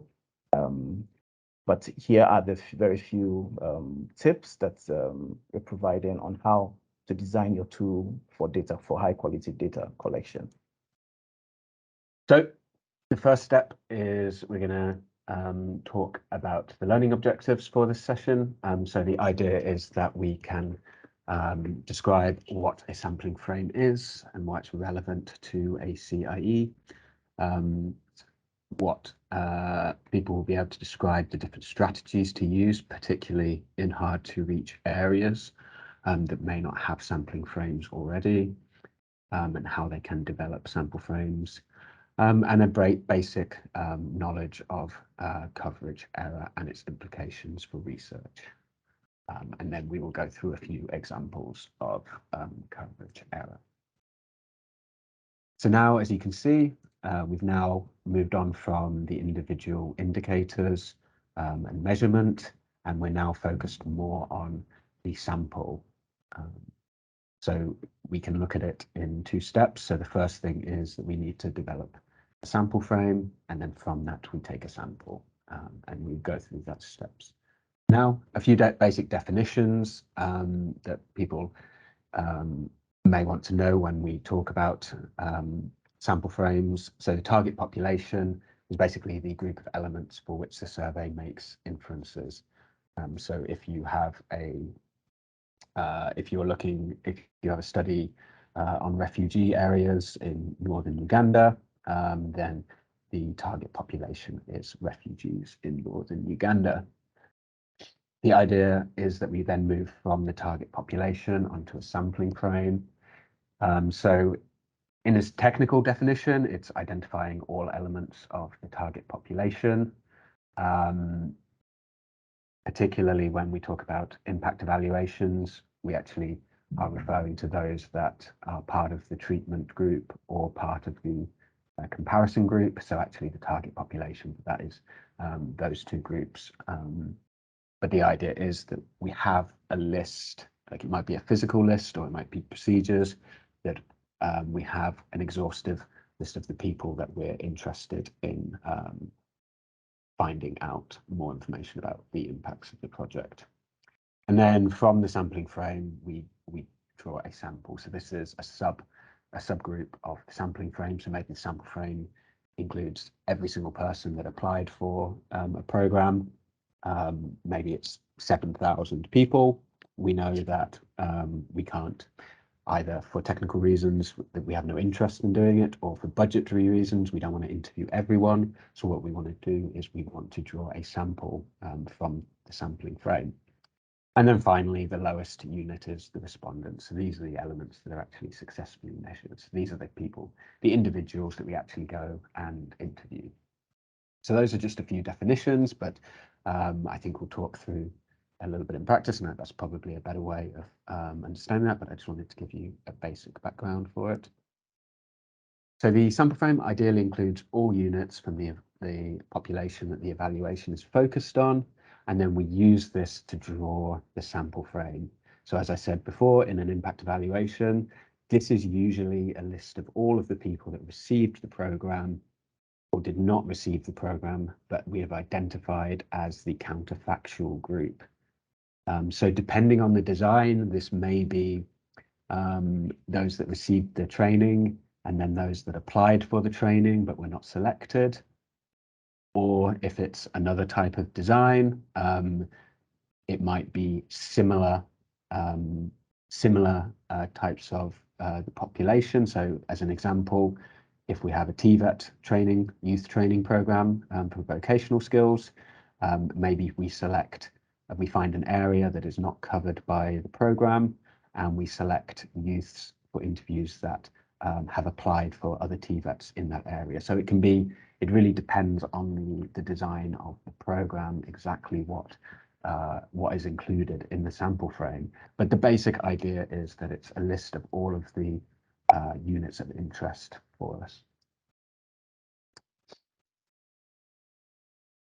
Going a bit deeper, and it's often not too relevant for the EUTF impact evaluations, but I think it's worth noting that we can often find things such as administrative data that can be used for a sampling frame. Various studies will use a census. Some might use members of professional organizations. Very basic one, not too relevant for hard to reach areas, but you might be able to have a telephone book and just use that as your sample frame. So you pick people from the telephone book that you want to interview. You can also use maps. We'll talk a little bit about that in GIS data in a minute. And the other thing to note is that the time periods during which the target events would occur. So for example, you wouldn't necessarily use a sample frame as satisfaction survey after a zoo visit, because that would not necessarily, that might give you biased results. But I think I wouldn't focus too much on that for the moment. I think let's focus on the more relevant thing for the workshop itself. So often in hard to reach areas, and going back to what we defined as hard to reach areas, that may be geographical locations, it might be refugee settlements, it might be subpopulations, it might be invisible groups, potentially like sex workers or returnees that don't necessarily want to be found or aren't necessarily recorded. So often we have, as evaluators, we have the problem that we want to draw a sample, but we don't actually have this physical list to draw from. So what can we do in this situation? So let's take the example that we want to understand the impacts of improved mobile money on household finances in rural areas. So you may have identified the villages that are included in the study using implementation data. So the mobile money companies give us information on areas that they cover. So we can use that as a sampling frame at the village level, but we need a sample frame at the village level, at the household level, sorry. So for example, we have the villages in mind, but we don't know which households are there. We don't have a list of households in this village that we want to draw. So in this case, it's 10 households from the village that we want to interview. So what do? We have to develop a list of all the households that serves them within the village, and then that can be used as a sampling frame. So practically, there's different approaches that can be taken to obtaining a household list for a village. The most basic, but the most in-depth is actually a door-to-door listing.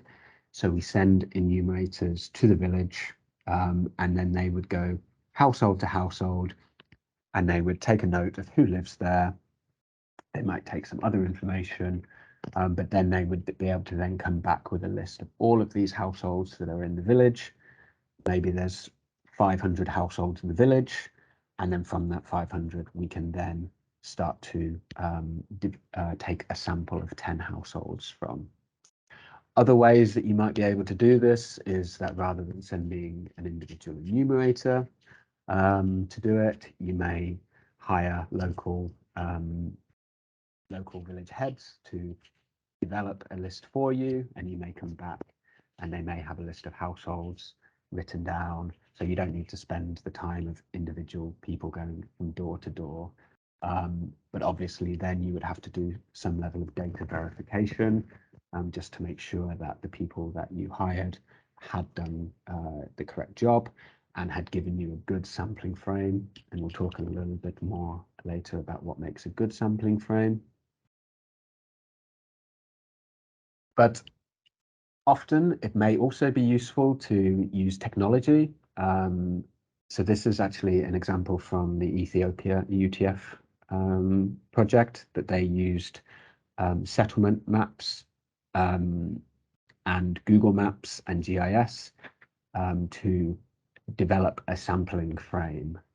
So they didn't have any information on the boundaries of the areas within the refugee settlement, but they knew that they wanted to randomly select areas. So what they did was they used Google Maps and mapping data to be able to themselves define clear boundaries that they can then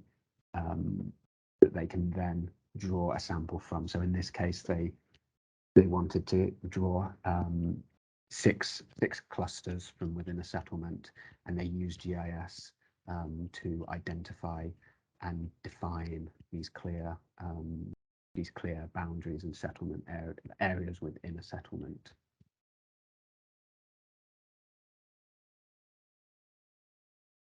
So this is the example when we have a sampling frame developed well before the actual data collection or sampling takes place. So for example, if in an ideal situation, if I'm wanting to select a sample of households that receive the program, I would have a list of all the potential households, and then I would select the necessary number from that. This is the most rigorous approach, and depending on the sampling strategy, such as stratification, which we'll be discussing a little bit later as well, we might need to do this beforehand because it's too complex to leave it to when the teams are actually in the field. In this case, the sampling is often conducted by the evaluator using statistical software and it's transparent. But often for hard to reach areas, then maybe we aren't able to get this list. Maybe we don't have the money to send enumerators from household to household to collect all of the names of the people that live in a village.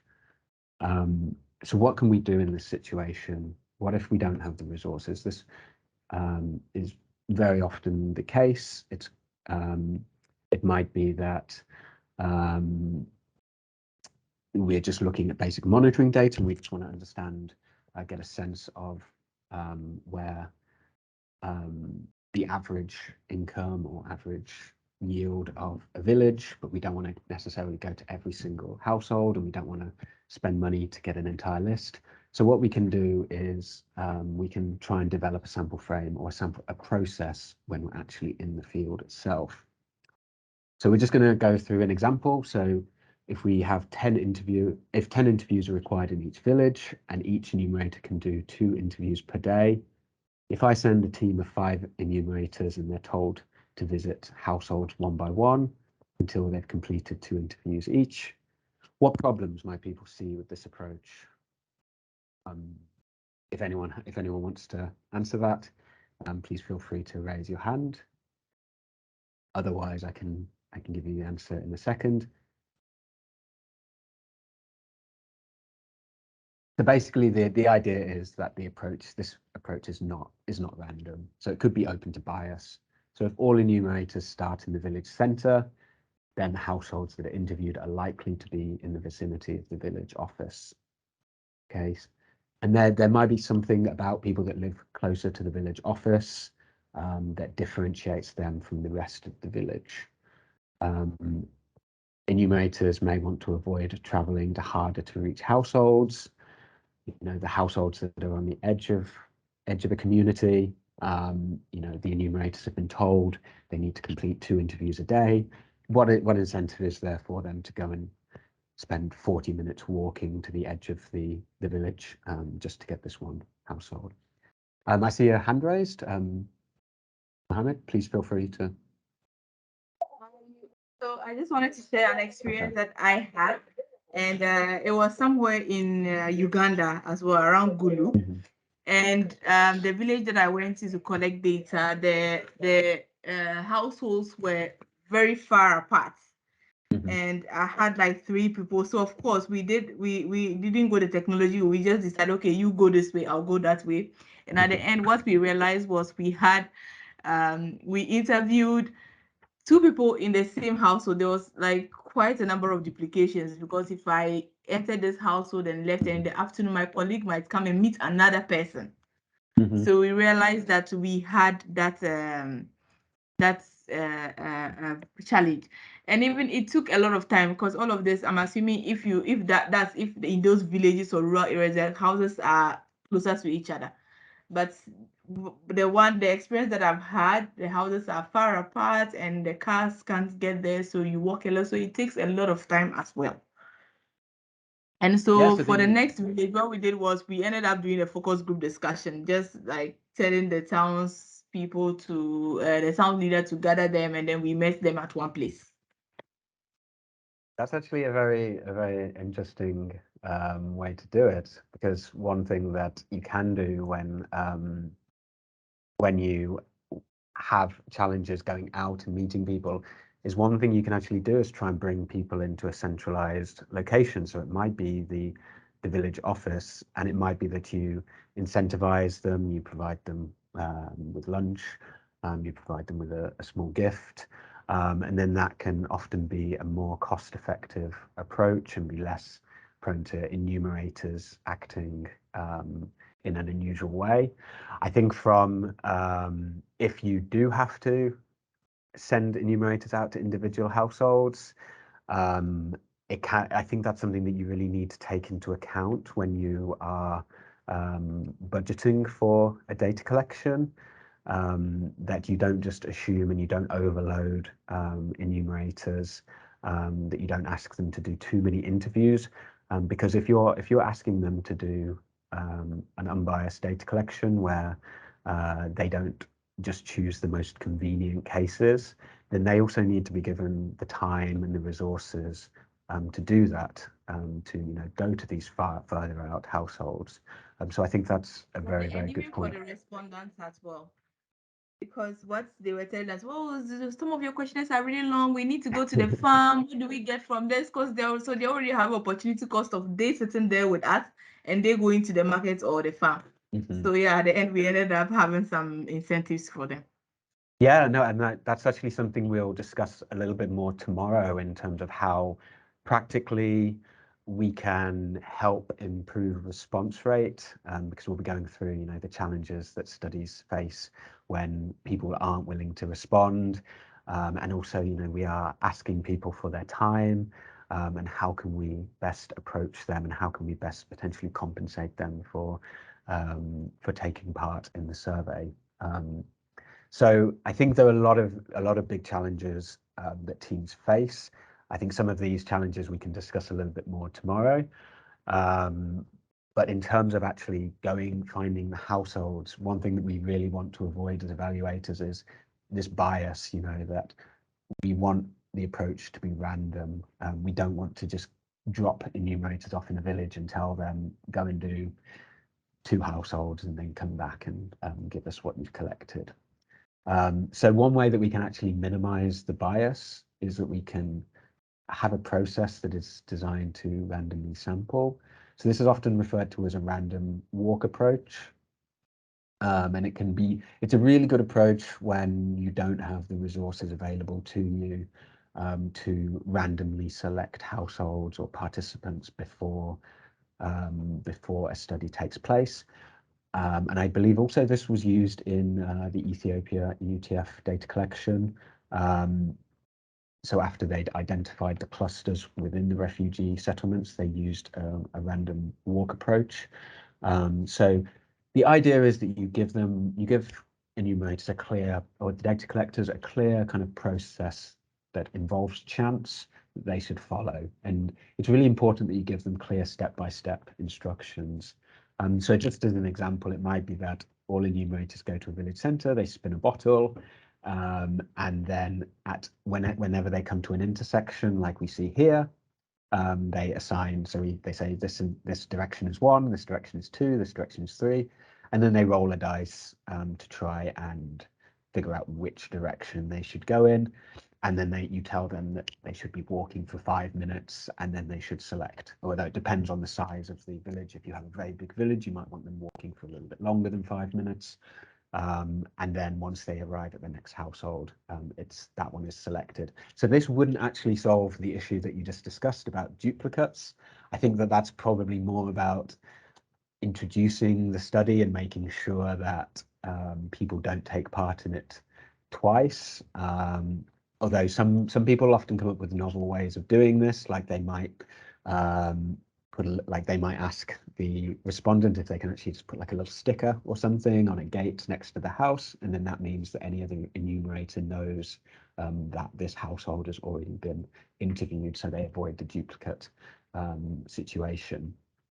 But the idea of this is that we, rather than just telling enumerators that they can go to any household they wish, we actually bring an element of chance and randomize it somewhat. It's not pure randomization. It's not as good as, randomly, doing it on a computer before, but it's a good approximation, and it's a good tool that you can use when you don't have those resources at your disposal, but you still want to get a good representative, unbiased sample of a village. We'll talk a little bit about coverage error. I don't think we need to go into too much detail about it, but the idea is that this is an error that occurs when we move from the target population to actually getting that sample frame. And I always think a really good example of this is if we use a city telephone registry as a sampling frame to understand public opinion of registered voters on an issue, we're going to most likely see coverage error. So this is just an example to explain what coverage error is, and then we'll go through a slightly more relevant one. But the idea is that if we have our target population being a city, then if we only focus on those that have a telephone, then we will likely get what's called undercoverage. So we miss out on these people here, these people that do not have access to a telephone. So this actually can be quite a relevant thing for CATI. So when you use telephone surveys, which we have done with the EUTF program, that actually maybe we do miss out on people potentially if they don't have access to a mobile phone, then this means that we have coverage error in our sampling frame. We also can have over coverage. I don't think we need to spend too long on this, but it might be, for example, if somebody has 2 telephone numbers, they get counted twice, even though we're interested in them. It might be that it's a business telephone number. If we're interested in voter opinions, then a business cannot vote. So it's an ineligible unit. So this is what we call over coverage. I think we can move on from this. So maybe if we use a slightly more common error, coverage error when we look at hard to reach areas. So if we go back to the example where we want to interview households in a village, and we receive households from the village head that's used as the sampling frame for the village. Aside from potential issues in estimating impact from coverage error, so that it might be that the coverage error brings in issues later on in the analysis, but it also creates problems during the field work. And these can often have sort of filtering down even more errors. It might be that ineligible people are interviewed and included in the analysis. It might be, as the example was, that we get duplicate entries being sampled, and then we end up losing sample size. So it's important to have a sampling frame that is complete, valid, and reliable. So often, I think whenever I'm looking at a sample frame, the most relevant thing is really asking when was this developed? How long ago did we get this data? And then, because that is often a very good proxy of reliability, because obviously over time households may move out of a village. Household members may pass away, people may move into a village. So if there's often a big gap between the sampling frame being developed and us actually going to collect the data, then to me, the longer the gap, the more verification that I would want to do. And it's important to do the verification before, because we want to avoid these issues here. They can end up being quite costly if we send people out without a good idea of who they're actually meant to interview.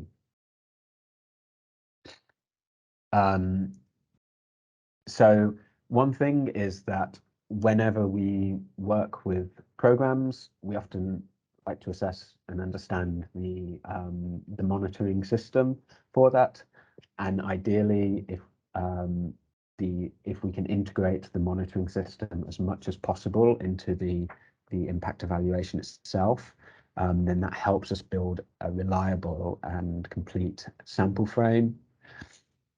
So as an example for this, for the Uganda project, we worked with the team at GIZ and NRC to have a centralized database of the respondents, the participants, and we also had easy to link IDs within the various documents, because this is often a very big issue, because if names are written down in slightly differently, maybe a spelling mistake, maybe a nickname.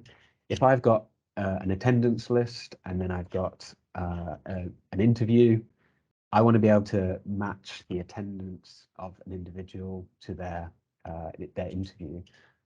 That can often be very difficult if we're using names. So what we try and do is we set up a unique ID.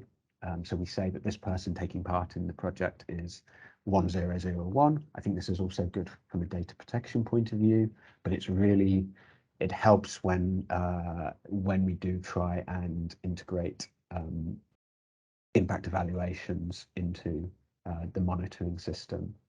And then the idea is to keep it up to date as possible. As I said, the longer the distance between the data collection and the sampling frame being developed, the more likely it is that it will be out of date and there will be errors. And then basic quality assurance checks. So yeah, we check for duplicates, we might check for similar names within it, and we might look at if two people have a similar name, then we look at their age and their education background, and then we can make a judgment on whether this constitutes a duplicate or not. So I think that comes to the end of the session on the sampling frame. So just to sort of recap overall, so often whenever we take a sample, so whenever we're interested in interviewing respondents, either participants of a project or not, we need to have a sample. And to get the first step to getting a sample is to have a sampling frame, which is a list of all of the potential respondents that we'd be interested in. Or if there's no sampling frame that exists, it's a process such as the random walk, where we go, this is how we will decide who we actually interview and who we don't. So I think that comes to the end of the session. Is there any questions or comments or discussion points anyone would like to raise? Explaining data collection challenges and implication. This presentation will be more focused on actually taking the sample. And as Nathan mentioned, So he's gone over constructing a sampling frame when the sampling frame is available, and then he's also gone over how to go about it when there's no sampling frame. However, at the end of the day, we would get a sampling frame, but once we get a sampling frame, more often than not, it's not feasible to actually collect data from the whole sample. And this is usually mostly due to budgetary constraints or mostly due to practical reasons. Collecting data from the whole sample becomes impossible. And so out of the sampling frame, usually we would draw a sample from it. Now, the main question that comes up then is, how should you draw the sample out of the sampling frame? And that's what we would be looking at. So there's no straight answer to that. The answer to that is that it depends on what questions you are trying to answer with your data. That is what would determine how you plan or how you would actually draw the sample out of the sampling frame. Now, if you're trying to answer a question about the population quantitatively, then you would be looking at a different strategy. Questions such as what is the typical level of education in the participants of a program, or what is the rate of employment of participants after graduation?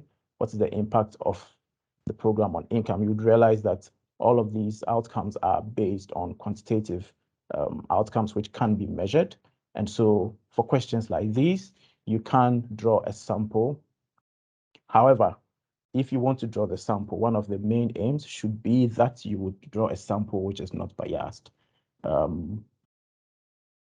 Biased, I mean, when your sample is biased, what happens is that your results you get at the end of the study would be biased, and then it would be irrelevant for the project evaluation itself, and then also for policymakers. In general, the principle is that the bigger the sample size, the better the estimate. Okay, so if you have a big sample size, it would always give you a measurement which is actually closer to reality. And so bigger sample sizes are always desirable. And that is why we would always insist on having bigger samples. But in order for you to avoid biasness, you should be looking at random sampling. So random sampling methods reduce the possibility of your data being biased. And so if you have a sample size which is big, enough to actually get you closer to the estimate, if it is not randomly selected, or if the sample is not randomly selected, then it becomes problematic for you, because then it is possible that there might be biasness in your sample. This could be that one particular category of your sample might have been oversampled or undersampled. In order for you to be able to randomly sample, there are a couple of strategies which you could use. And this includes using a computer program. You could easily do this using Excel, using the RAND into brackets formula. And this can give you a random sample. However, it would be important to maybe stress that what we are talking about in terms of random sampling and using Excel. With Excel, it's a bit more straightforward when you're not dealing with very complex projects. You can easily use Excel to actually get you or draw a random sample out of a particular sampling frame. But when you are doing more advanced studies, then it becomes necessary to use more advanced software such as Stata or R or Python, which would give you some bit of flexibility in actually drawing out a sample. Also, at this point, I think it would be important to maybe highlight the point that when it comes to sampling, this is different from random assignment. If you remember at the beginning of the presentation, when we were doing the recap, Nathan talked about how people are randomly selected to participate in a program. Now, the difference between random sampling and then random assignments is that in random sampling, we are talking about randomly selecting people to be included in a study or not to be included. Okay. However, with random assignment, we are rather talking about assigning people to either be part of a treatment group or a control group. And that's the difference between random sampling and then random assignment. Usually these two different terms get used in the same context, but this is the difference between them. And so over here, this is just an example it's just an example of how you can use Excel to actually give you a random sample, where what it does is it assigns random numbers to it, to a particular sampling frame, and then based on the command you give it, it can randomly it would rearrange it based on the lowest to the highest, and then based on that, it would actually extract a particular sample for you. And this is just an example of how you can use Excel. But as I mentioned, for more complex projects, if you want to randomly sample, there are more powerful tools which you could use for that. Now, we talked about if you are doing a quantitative study. Now the question is, how about if you're doing a qualitative study? If you're doing a qualitative study, which is more or less exploratory or trying to understand something at a deeper level. For example, why did participants not attend the program after being selected? Or what challenges do young people face in the job market? Or how did the hiring firm view the certification from graduates? These could be qualitative questions where if you actually randomly sample, it might not get you the information that you're looking for, because there is a likelihood that you might sample and actually you would be asking people who actually did participate, and you would be asking them the question of why did you not attend the program after being selected? This would lead to missing data again, and then you would have poor quality data. So for questions that are less focused on giving very specific estimates, which is more quantitative, it is always typical to probably go in for non-random sampling. This is just to help you get the very specific information that you actually need or want. But non-sampling does not mean also that the selection is purely down to chance.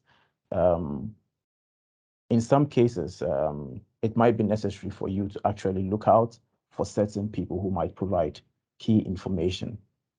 Okay, and in some cases, non-random sampling doesn't mean that it's actually bad or it's biased in any way. But then, in some cases, it actually might be desirable. It might be desirable because it would allow you to choose the most interesting cases. And sometimes when you need a study or a sample to actually help you understand certain issues that arise, actually going in for non-random sampling would be way better than actually random sampling. And then also it can help you in making or in clarifying the sampling frame. For example, if you have a local firm, you can speak with them about how they hire people, and then they may also recommend other people or other businesses whom they know are also actually employing people or youth who have gone through a particular vocational and technical skills training. And that is how relevant or that is how important non-random sampling can be. So non-random sampling in itself is not a bad technique. However, it must be used for the very specific purpose for which it should be used for, which is to get very key information, which can help you either define clearly the sampling frame, or to help guide the study, or give some further information as to people's experiences that they might have gone through during the intervention.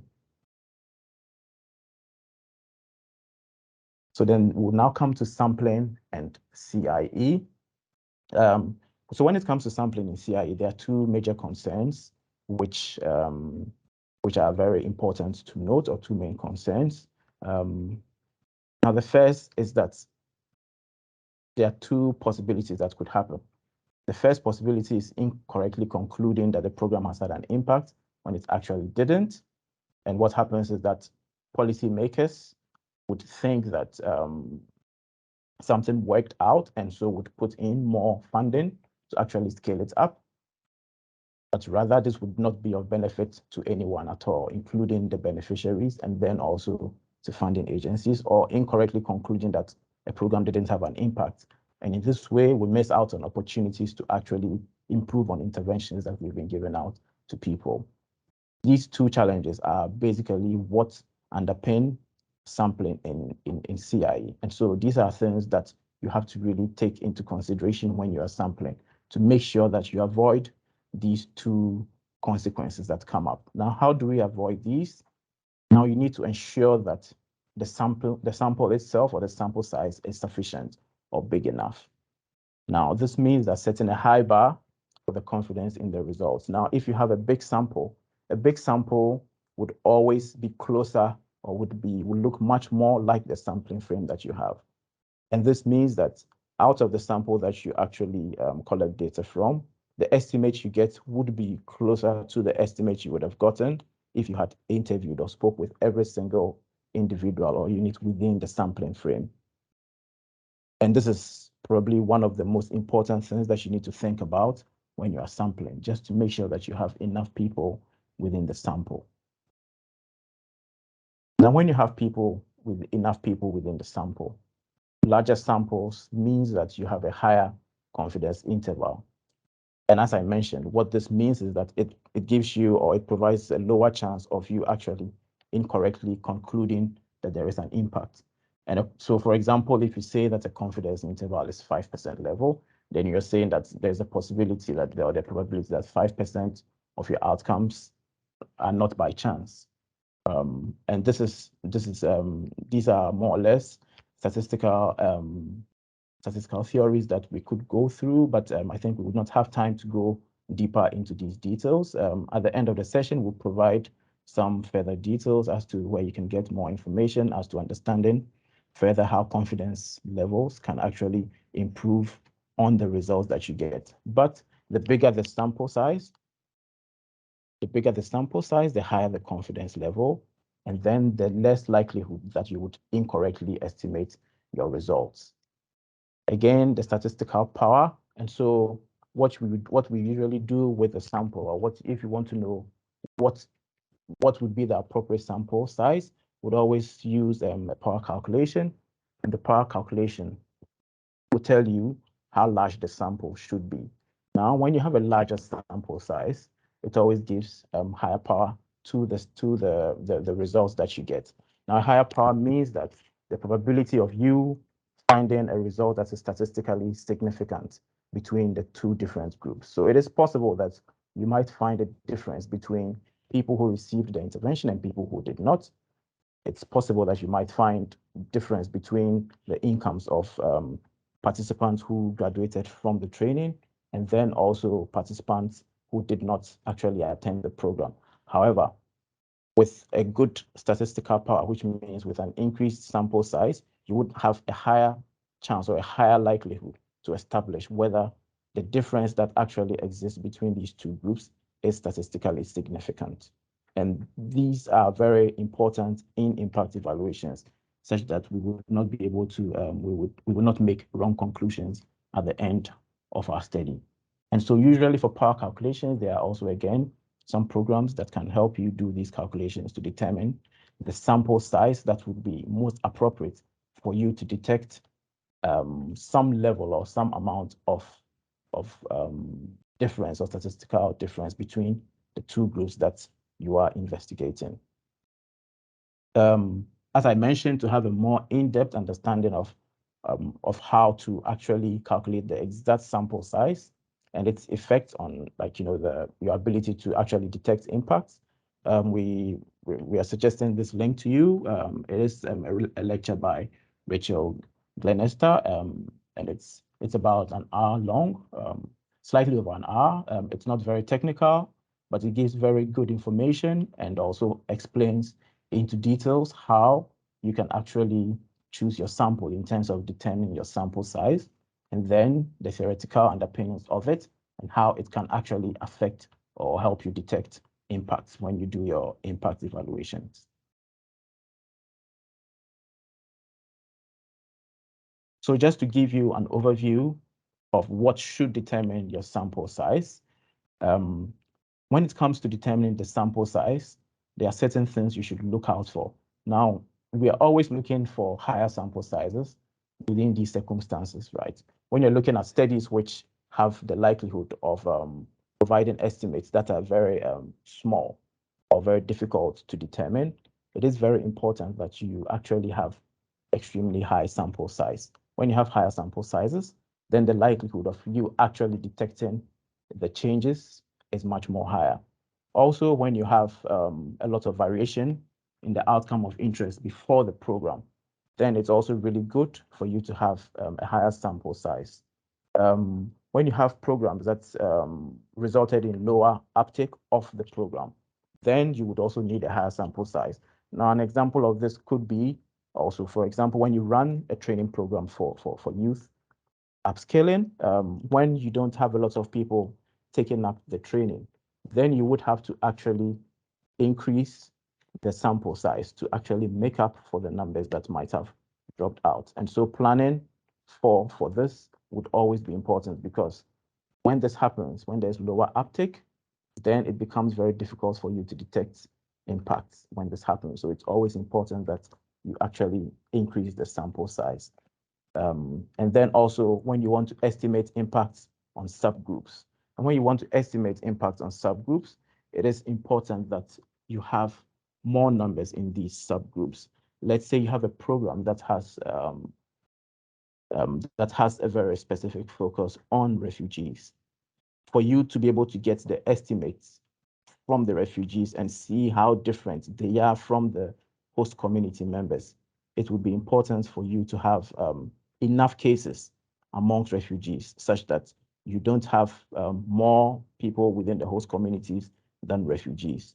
When that happens, then it becomes very difficult for you to make any estimates for refugees or between refugees and host communities. And the same with, for example, if you have gender differences, if you want to look at how gender actually affects the outcome of your intervention, it is important that you have enough cases within the two different categories such that you don't miss out on any information. And so within all these circumstances, you need to think about getting enough cases, which means actually getting a higher sample. Once you have a higher sample, then you would actually be more closer to an estimate which includes every single unit within your sampling frame. And as I mentioned, the steady power can be thought of as the strength of a magnifying glass. So imagine the steady power to be the magnifying glass, right? Now, the smaller the thing that you are actually looking at, the more powerful you need, or the more powerful magnifying glass you would need. And so for every smaller thing, you would need a magnifying glass that has a stronger magnification. And that is what the steady power actually means. And so the smaller the estimated effect of the program, then it means the more power you need. And the more power means that an increased sample size. And non-compliance can be one of the major problems that actually causes these problems. And non-compliance is when we selected participants to take part in the program, but then they actually did not participate in the program. This leads to actually having more dropouts, and this would mean that you should have a bigger sample size to actually replace these individuals that you might have lost during the implementation or when non-compliance happened. And again, like this, when there's non-compliance, it dilutes the effect of the program for these people, which would be actually closer to zero.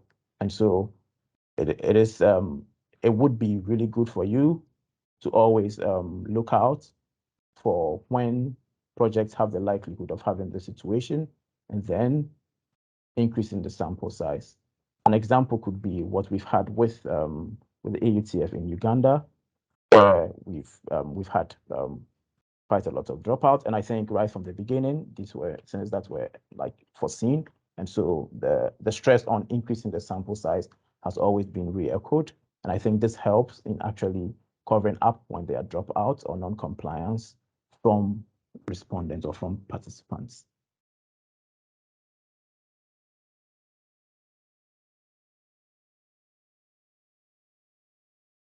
So again, when it comes to attrition, now attrition is also one of the biggest threats in terms of bias, because when you have attrition and attrition does not actually happen across the sample in the same way, what happens is that you have most likely attrition on one side of your sample. So for example, if you have refugees or you have attrition more amongst refugees, it becomes problematic for you to actually make an estimation for the whole group, because then you would have less refugees compared to, for example, host communities.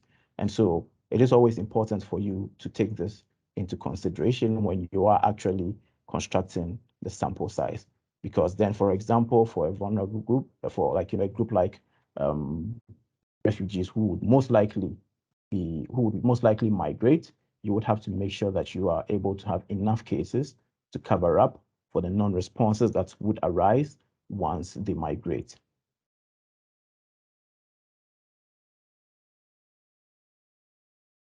Now, if you have research questions, for example, what was the impact on females that took part in the vocational training program? Then you have to consider again the sampling strategy. And this is more or less re-echoing what I mentioned earlier on about having enough cases in the subgroups. Now, once you have enough cases in the subgroups, this would help you cater for missing data for the subgroups. And for this, you would have to use a stratified sampling technique, which is used most often when you are looking at within group comparisons. And over here is an example of a stratified random sampling where we're interested in subgroups of males and females. And so for that, we would randomly sample out of all males and then randomly sample out of all females.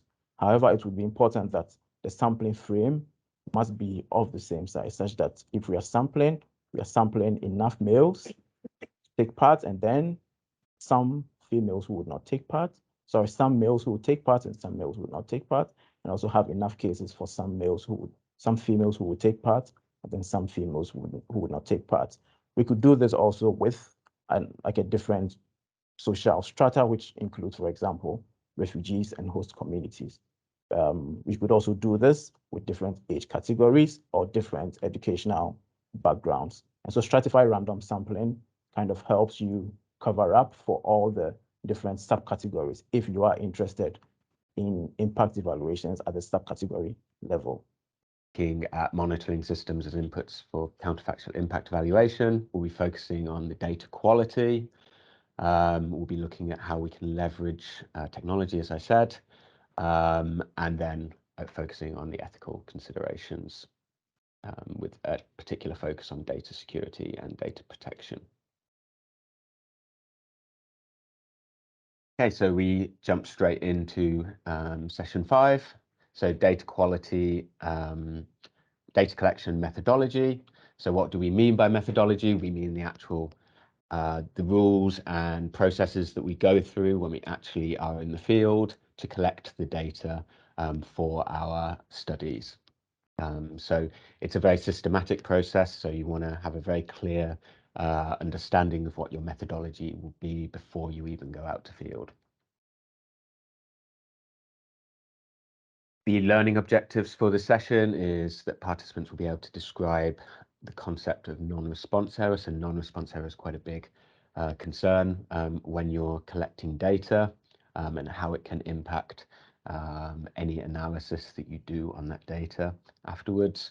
We'll learn approaches that we can use to minimize non-response error, particularly in hard to reach areas.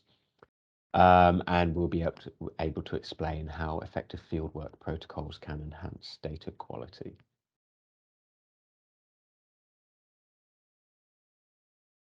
Just a quick recap from day 1. So as I said previously, day 1 was very much focused on setting up your strategy for the data collection in terms of the indicators that you want to use. So using your program theory of change, an evaluation question to develop a list of indicators that you want to measure, and how you can actually try and collect data that will provide these indicators, such as writing individual questions. We talked about how we can use existing tools particularly, how they can be particularly useful when trying to capture data that could be used for an indicator, or if that's not possible, how you can write the best questions possible. And then we looked at how we could obtain a sampling frame that contains units of the population of interest. So again, if we're interested in refugees in northern Uganda, we want to try and obtain a list of that population that we can then sample from. So the final step was calculating the required sample size and how we can use random sampling to select respondents in a non-biased manner.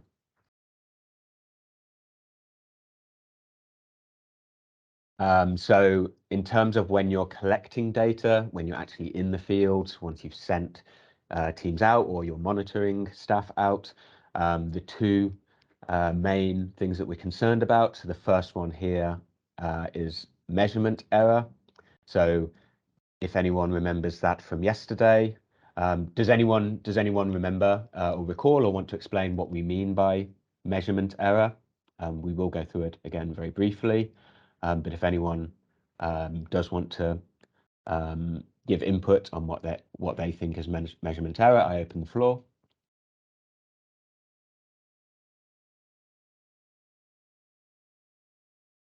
Okay, so I think people are a bit shy. So the measurement error is basically the difference between the value that we collect in the field and the true value of that. So if I'm interested in income, obviously people have a true income over maybe, let's say, the last 6 months.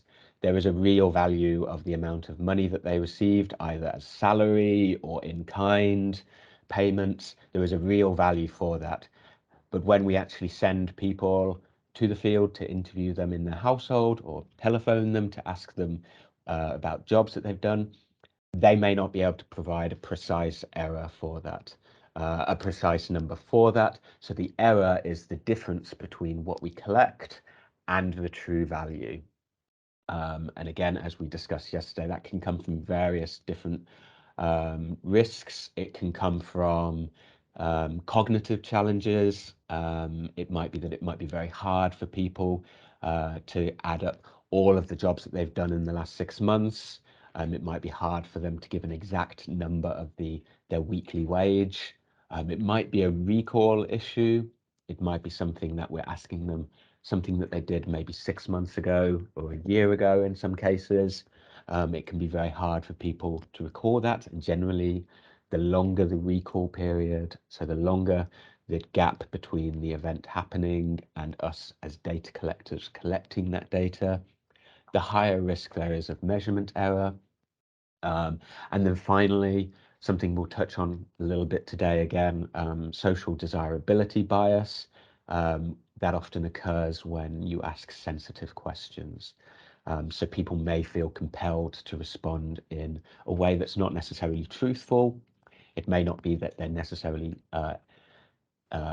purposely deceiving you or want to deceive you, but it might be that they just feel embarrassed or that they want to not look bad in front of the interviewer.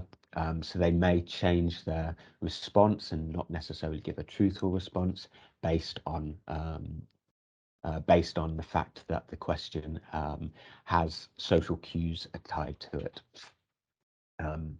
So that's measurement error. We talked a little bit about how we could use quite crude tools such as a diary.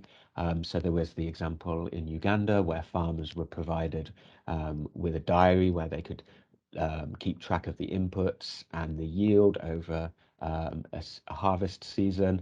And then we saw that that actually gave a much more accurate picture than just simply sending teams to interview people at the end of the season and ask them to calculate their total yield of their crops, for example. So there are crude ways of trying to overcome measurement error.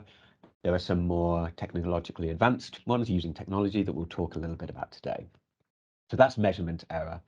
What we're going to focus on a little bit more today is non-response error. Okay, so non-response error. Non-response error is the failure to obtain intended information from respondents. Okay, so what are typical reasons for non-response? It might be attrition. What do we mean by attrition? This is when we lose participants in a study over time. So it might be that they have moved away and they've changed their telephone number, so survey teams can't find them. This is a very typical problem with mobile populations, and we'll talk a little bit more about that, and it will be part of the breakout session to discuss ways that we can overcome that. It might be that the respondent is actually no longer of interest to the study. An example of this may be if you're doing an education program and you're interested in interviewing teachers. If a teacher is no longer part of the teaching profession, if they've left, maybe they've got another job, then they're no longer actually interest for the teacher training program, because the information they can provide is not relevant to the outcomes that we're interested in, classroom attainment, teaching methods, etc. So that's one really big cause of non-response. Another is refusals. Okay, so this occurs in every single survey you'll do. If anything, I would be very worried if there wasn't any refusals, because quite simply, just sometimes people do not want to take part in a survey, even if they've taken part in it in the past, or even if they've taken part in the program. There's nothing that anyone can do to compel people to take part in the study. And that will be something that we talk about when we focus on ethical approaches to collecting data. And then another reason for non-response is poor questionnaire design. This is a little bit more focused on non-response in terms of individual questions. I won't go too much into detail in that now because we'll talk about it a little bit later. So those are three real common areas of non-response. And non-response leads us to lose data effectively because we can no longer collect data of interest from these people. So when we talked yesterday about the sample size that was required, you can obviously see that if we know that we need 2,000 participants for a study for it to be credible, for us to be able to go to policymakers, to other researchers and say that this impact evaluation is credible and it clearly shows that this program is working or this program is not working. If we have large non-response and we can't get to that required threshold of sample size, then obviously non-response has a big impact on the credibility of a study. So that's just in terms of pure the loss of sample size, but it also has a big risk for us in how it may lead to bias as well. Okay, so it's not just a case that we're losing people for a study.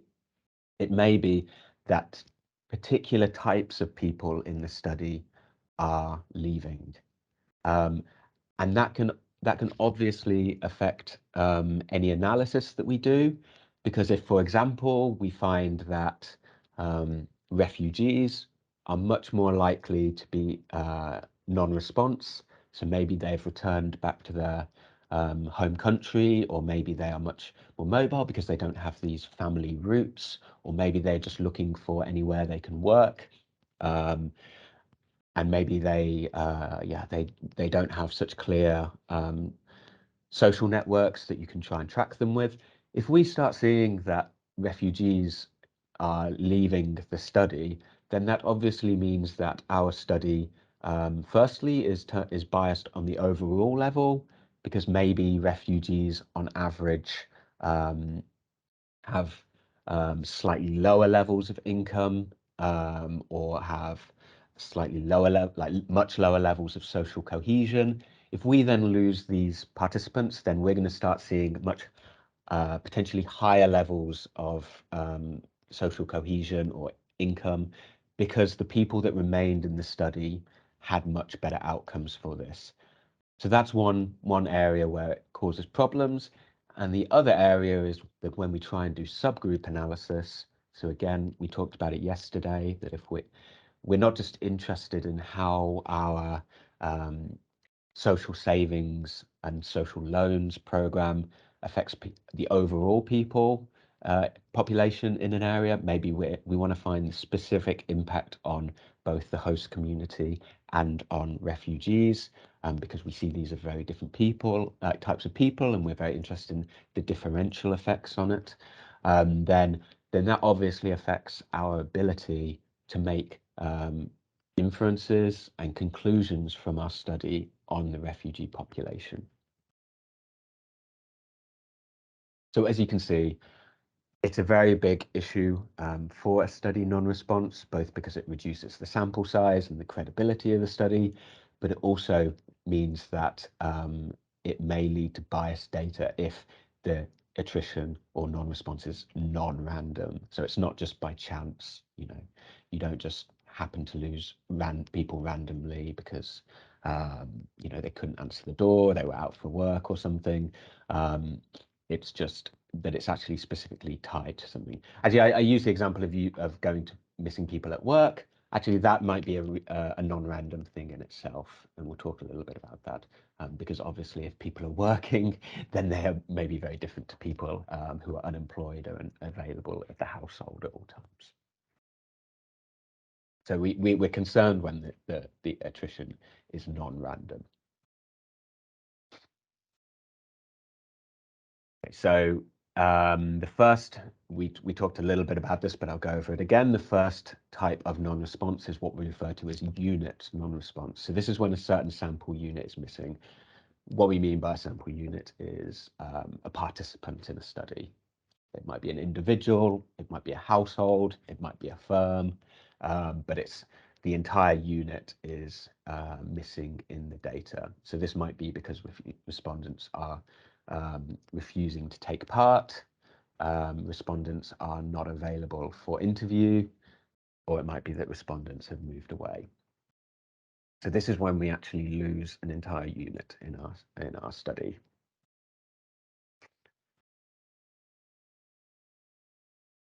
So one typical reason for non-response may be due to unavailability at the time of the interview. So this is often common when we consider that people are often at work.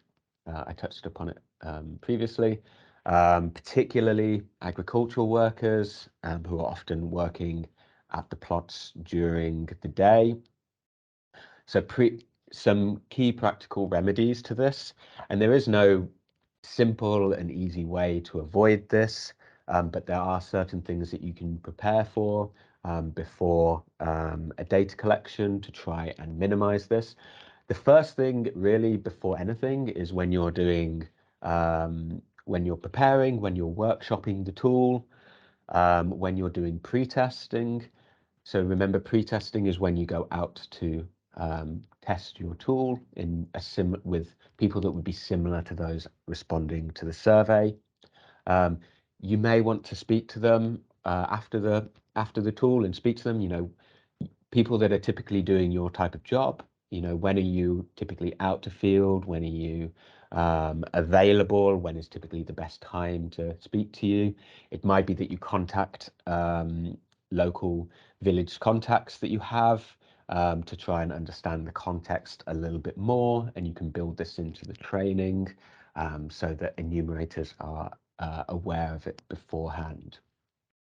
But one thing that you can do practically is, if possible, if you have contact details, so this really comes back to how good your sampling frame is. Sometimes you will not have a sampling frame at all, and you have to go out to the field and do a random walk, for example. However, if for example, the Uganda EUTF, they received application forms from applicants for the study, and then they were randomly assigned to take part in the study or not.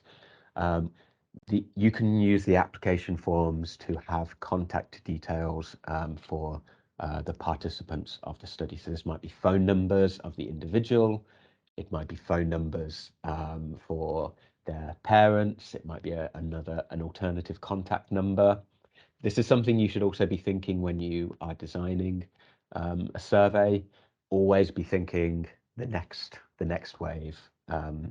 Always be thinking, how many things can I collect that can help my job to be easier in the next phase? Because if you have the contact details before you actually go to field, you could actually set up a phone call center, or you can provide the phone numbers to the supervisors, who prior to the actual team being in the field could phone up the respondents and start to make appointments for them. So then you can learn a little bit when people might be available and they might not be available. So this can start to avoid this kind of just chance going up to a household and hoping that they're in. If you can do it ahead of time. That's not always going to be possible.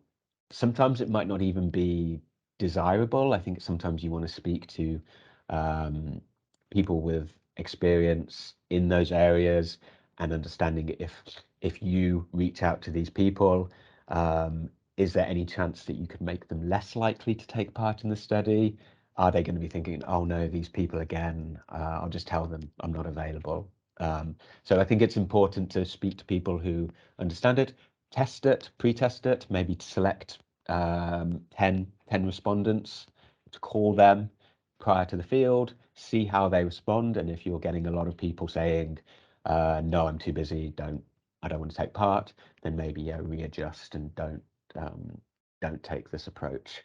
I think it's really important to always test things before, and just to take a small, maybe just 5 or 10 cases, and just test them before, because it's much cheaper and it's much easier to learn these things before hiring 20 enumerators and learning then. I think another key thing is to not overly burden the staff that you're working with daily targets. They need to have some level of flexibility during the day. From my experience, quite often interviewers and enumerators will be very diligent. If you hire good ones, they will go up to a household, they will speak to, if their target is not in, they will speak to neighbors, they will speak to any local leaders, they will speak to their family if they get told, oh, this person's family lives nearby in this household, and maybe the family can contact the respondent, and maybe the respondent is at work, but then they can arrange for an interview to take place a bit later in the day when the person is available. Or it might be that there are particular times, such as weekends, where people have greater availability. So maybe instead of having the rest days of Sunday, maybe you have it on Monday. So then that allows the enumerators to work over the weekend when people have better availability. The next thing is clear logging of interview attempts with notes from the enumerator. This is something that should always be really stressed to the staff, because it benefits everyone. It both in terms of it provides you, the person managing this, or the person reviewing the data collection, with clear examples of the efforts that have been made by the interviewers. And it also protects the enumerators, because they can show their working. A good way of doing this is to actually ask interviewers to take a GPS coordinate when they visit a household, for example. So they can clearly show, I visited this household 2 times during the day.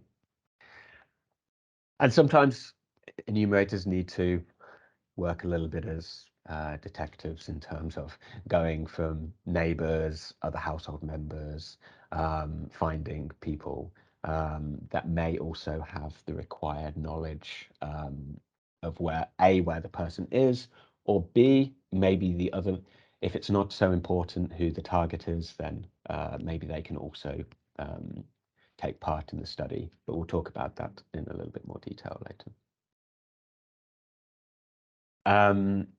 So one thing you have to create to deal with non-response, because you want to avoid it. You want to avoid this non-response as much as possible, is to develop clear revisit protocols.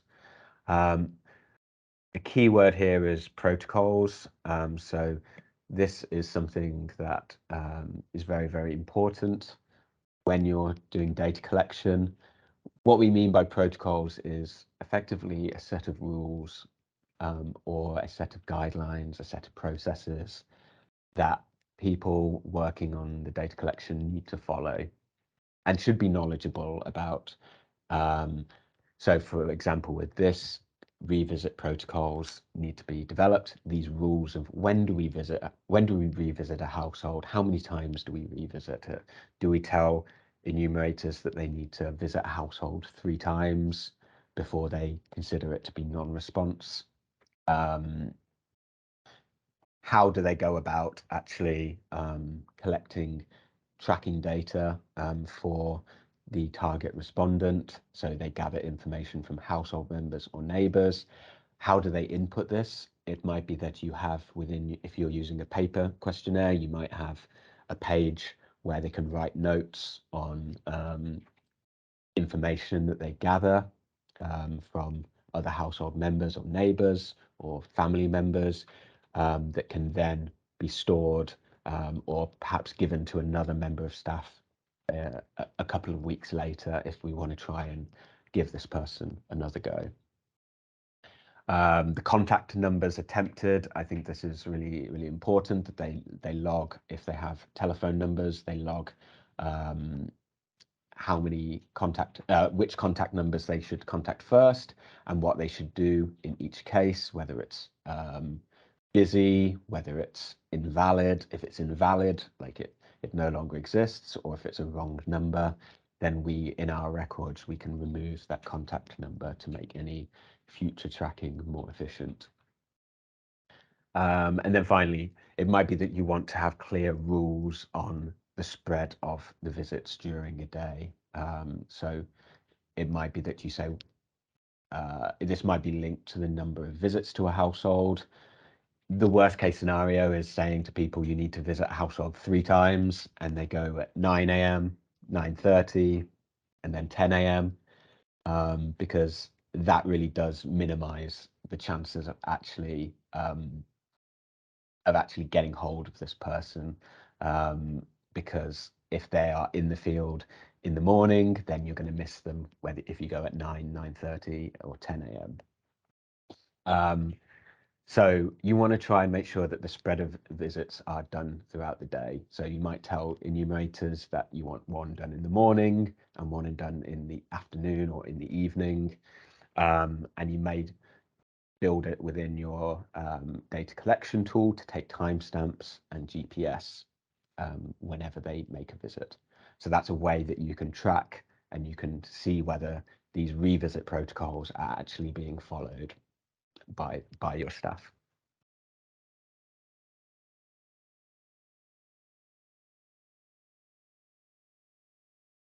We talked about the non-response due to refusals. How can we try and avoid this? This is actually a relatively more straightforward one in terms of in typical contexts where you're not necessarily going to high risk areas for refusal, such as like hidden populations. Often with refusals, the main cause is that they don't have the full understanding or they don't have the clear knowledge. We'll talk about informed consent a little bit later, but typically in my experience, when people refuse to take part in the study, it's because they haven't been fully it hasn't been fully explained to them, you know, why has this person come to my household? Or why has he been asking my neighbors for me? Who is this person? So it's really, really important that you firstly have well-trained enumerators, and you develop a clear introductory script or informed, well, not in, or you also have an informed consent note. And I think it's really important to role play these, both in terms of getting the enumerators experienced with introducing a study.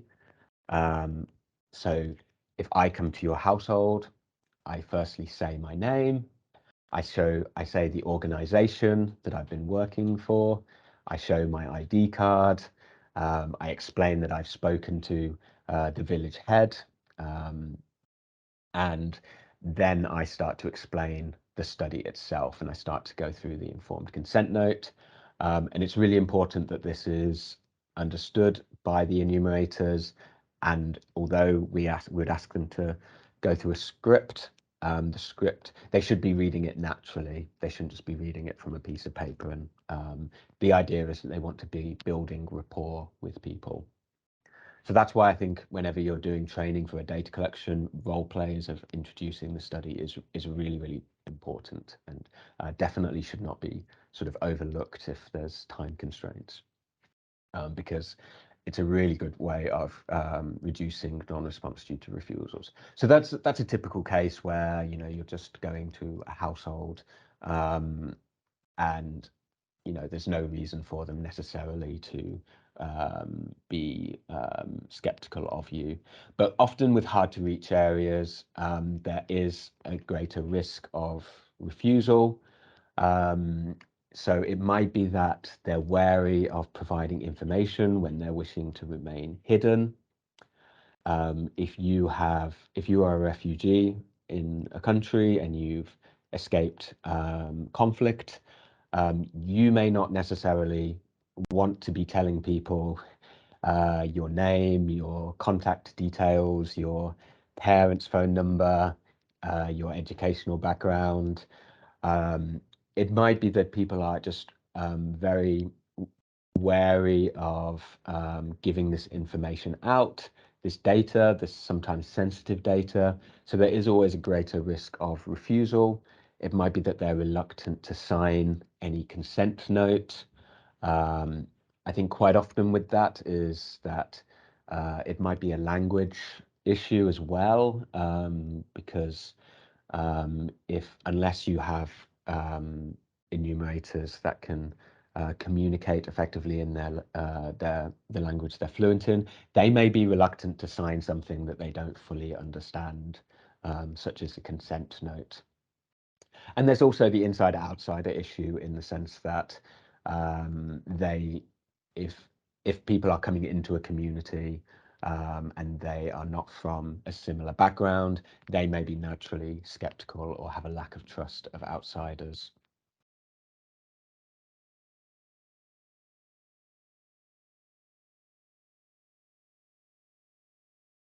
So what can we try and do to try and minimize this non-response? I think there'll be a greater discussion for this in the breakout session, but a couple of ideas now is that we can use oral consent. Okay, so this would need to be confirmed with the IRB, but it might be that, yeah, we just mentioned that people might be unwilling to sign documents. They may be unwilling, yeah, to have then their signature attached to a form that they, you know, don't fully understand, or they just don't want to sign anything full stop because they don't want that potentially their signature on file or whatever. So one approach is that you can use oral consent. So you can actually just ask the person, do you wish to take part in the study? Yes or no. And then based on their response, you can then, for example, capture that within your data collection tool. This would need to be confirmed with the IRB that you're getting ethical clearance from, because often the default would be that you would have a written consent from the respondent. But if you can discuss with the IRB and you can discuss that this is the reason why we're going with oral consent, because we want to minimize attrition, potentially from, not attrition, minimize refusal from these areas because they may be skeptical or wary of signing documents, then that might be an argument that the IRB accepts. The next thing is to understand the context and gain buy-in from local leaders and support from cultural insiders in the process. So as I said, there's often a wariness or a lack of trust for outsiders. If you can discuss with local leaders, local organizations that are working there, if you can contact them beforehand, maybe you can learn a little bit more about it. Maybe you can have a local representative with your team that can speak to respondents and discuss any concerns that they may have, then this reduces this issue of the outsider lack of trust issue. Another thing that you can do is you can really try and hire enumerators from the targeted group. So you maybe, if you're interested in refugees from a particular background, then you may search for enumerators from a similar background. This helps both in terms of culturally, but also in terms of any potential language issues. They may be able to speak to the respondent in a language that they're much more comfortable in.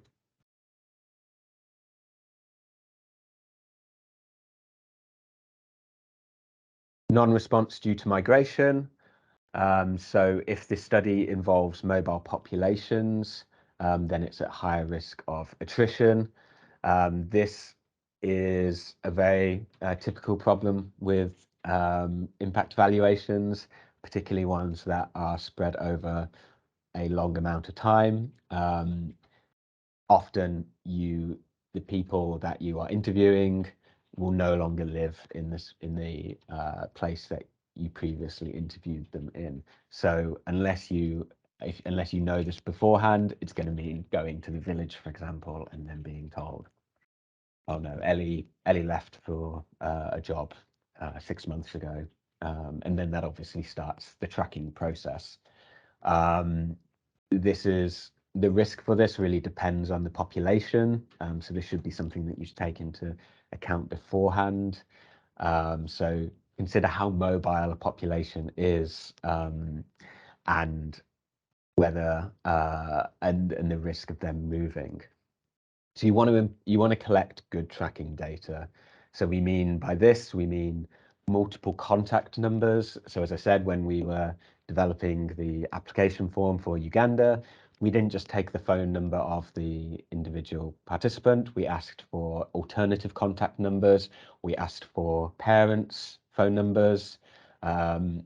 We also did this when we were doing the follow-up survey for the Gambia EUTF, the techie fee, where at the end of the interview, we actually had a sort of 5-minute dedicated session on collecting as much information as we could on the respondent, taking down not just their numbers, but yeah, other people's contact numbers, but also checking numbers that they've had before, saying, you know, is this number still yours?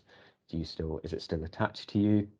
Because one thing you want to avoid is that on the final end line, you end up having 7 or 8 numbers attached to each respondent and 6 of them don't work, and then it just becomes very inefficient. One thing that we're looking more into now is the use of social media apps such as WhatsApp, Telegram. When we collect telephone numbers, we ask them, do you use WhatsApp, Telegram, or Signal with this number? And then that can help if you wanted to regularly contact the person, or you wanted to send out mass messages. Instead of having to pay for SMS messages, you could send messages free of charge by WhatsApp or Telegram. Similar to that, the social media groups, I think actually, you know, we're moving on from kind of like Facebook and things like that to Telegram groups or WhatsApp groups. And you can actually try and like attach this to the project that you're working on. So maybe if it's a vocational training program, maybe participants have created a WhatsApp group that they're part of. These sort of things can be useful to know and to understand and to leverage as a way that you can try and trace respondents over time. Obviously, that only really works for treatment cases. For comparison groups, so the people that did not receive the program, then that's unlikely to help, and you want to try and avoid too much attrition in the comparison group. But it's never a bad idea to improve where you can, even if it's just for the treatment. So that's non-response due to migration.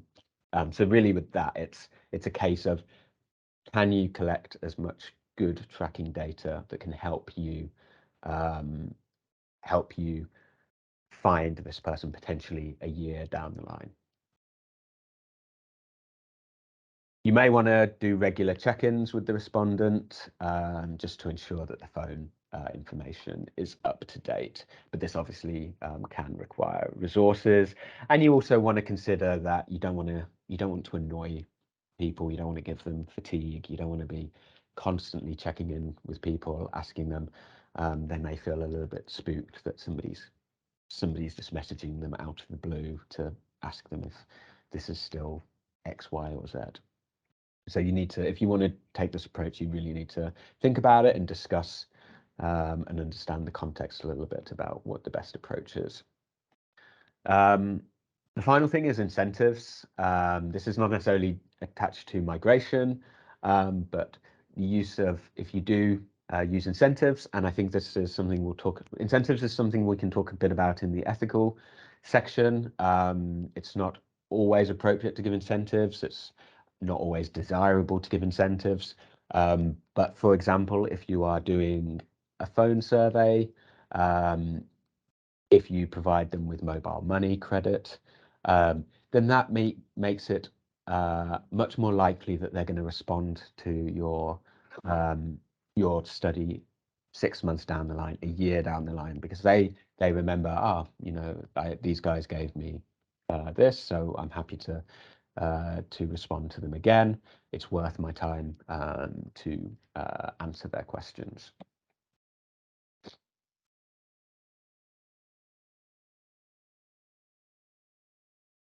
So I guess just a quick sort of open floor. Can people think of any other ways that we can reduce non-response due to people migrating from the study and being no longer traceable? Has anyone had this experience before, and approaches that they developed to overcome it? I open the floor. If not, if people don't want to discuss it in front of the whole group, you can discuss it in the breakout room shortly. But yeah, I'll give 20 seconds if anyone wants to raise any of their experiences.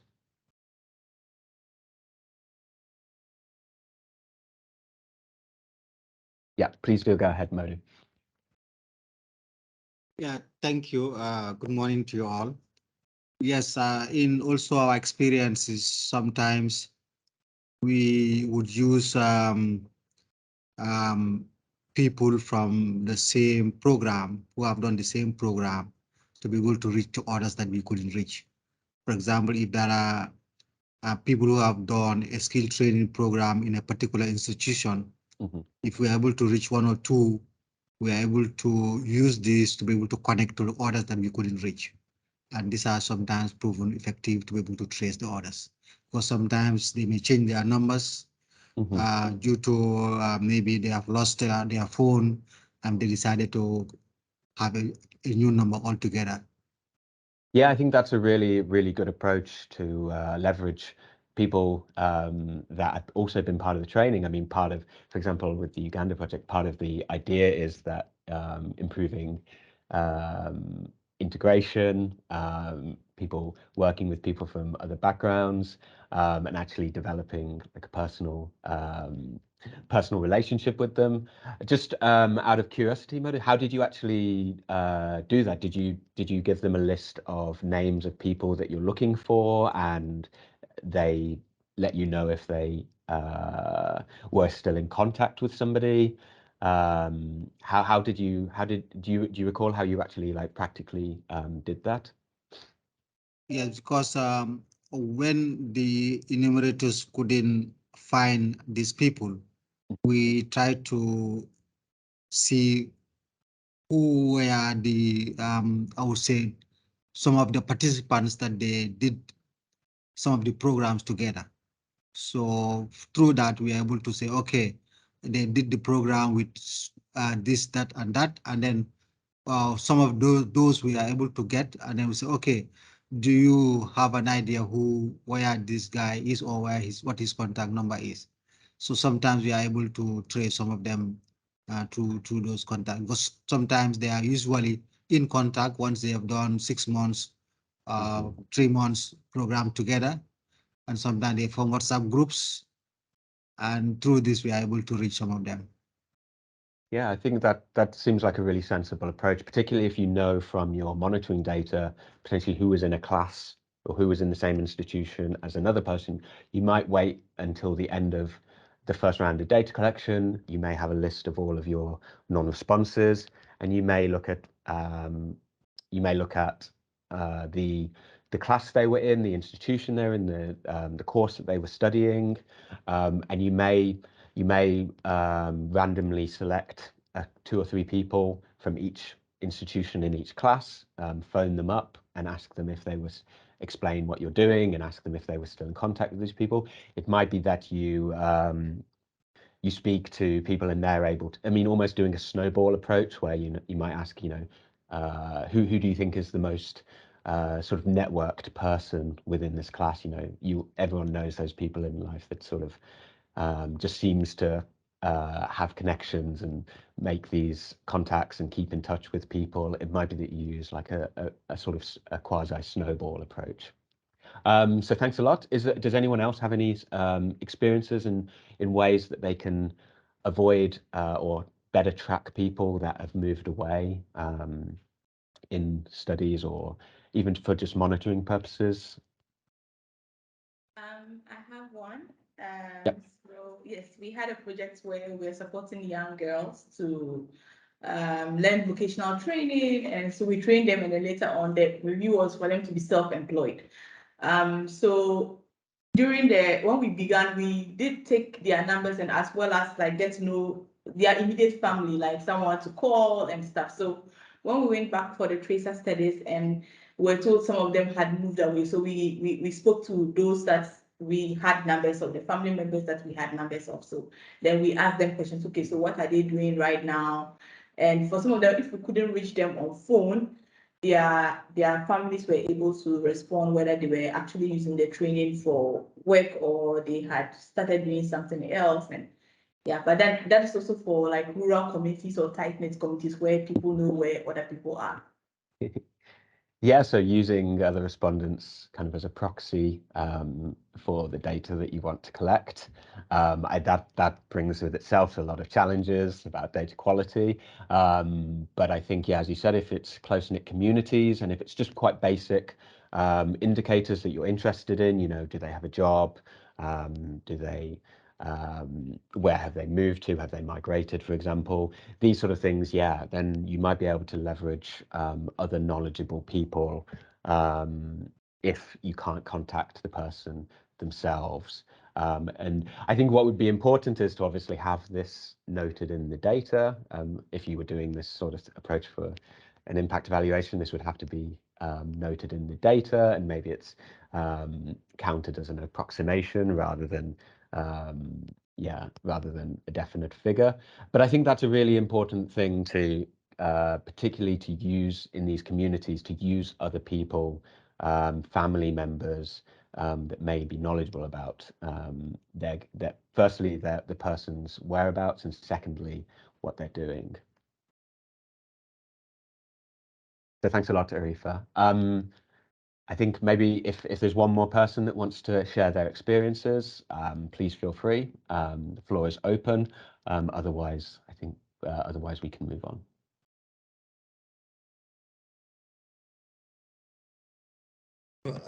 I also have a typical example of such. Yep. We at IOM in the Gambia, sometimes when the district only arrive, it's like they'll give contact details of the relatives. So, but sometimes within 6 months, they will maybe separate with their relatives. So sometimes it's difficult to reach them. So what we do, sometimes we just maybe contact the returnees they arrive with. So sometimes those guys will be able to help us at least trace them. In certain instances, we use the migration information staffs because we have mixed centers within the regions where staffs are employed there. So sometimes we use those mixed staffs. At least they will also help us trace those returnees wherever they are. So those are also two scenarios, examples, or maybe methodologies we use to trace these returnees. Yeah, so I think using the context and using program staff or administrative staff that might be attached to it, given the context, I think, yeah, that's a reasonable approach. And it really is just this kind of, it sometimes is a little bit of an art form of figuring out who is going to be best knowledgeable about this person if we can't find them. Is it somebody that they arrived with, for example, in this case? So I think it's really good to think before any data collection these approaches to mitigate the risk of the non-response. And as I said, I think it's quite clear that from this case, it really is almost a little bit of like, from the experiences shared, it's a little bit of kind of detective work. It might be that you ask other classmates within it. It might be that you find family members. It might be that you find administrative staff. But yeah, just thinking how who can help in this certain situation. Because as we said, we know that there is very big consequences to non-response. So thank you very much. I think we'll move on just very briefly. I think then we'll have a breakout session very shortly. Yeah, so we've just discussed about the types of non-response we can have, how we can try and kind of overcome it. Another solution, it's not ideal. We will talk a little bit about the issues with it, but one thing that you can do is you can replace people if it's appropriate in the context. Often with, for example, like RCTs, we might be using every single person that applied for the project in the sample, so we don't have any replacements. So in this case, if the sampling frame is basically the same number of respondents as the sample that we need, then we obviously do not have any replacements. But if our sampling frame has 5,000 farmers and we select 2,000, then we actually potentially have 3,000 replacements.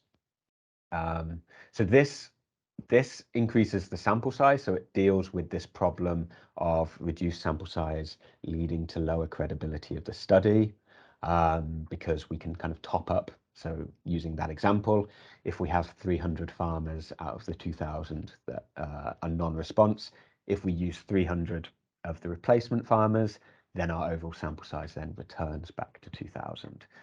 So we can address that issue. However, one thing that's really, really important to consider is that if you replace cases too easily, then it's likely to increase the potential for attrition bias, because it means that basically anyone that if you replace as soon as somebody is at work and is unavailable, then suddenly you're going to start having no people that are employed in your study. So then you're going to just have unemployed people in your study that were available on the very first attempt. And then that means that your study isn't representative of your of the population that you're interested in. And you might see lower impacts or higher impacts depending on it. So whilst replacing people is a solution for bringing the sample size back up, it does increase the potential for bias. So we should have careful replacement protocols in place prior to going to field.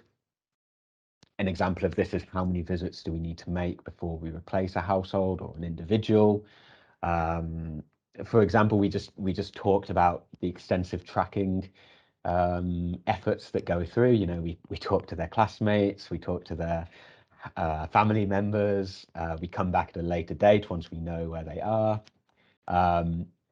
We want to make sure that we still do these tracking efforts, that we don't just say, we try once and then we replace. So we want to have clear number of times that somebody should be visiting a household before they get replaced. And if the field team is informed of how they moved.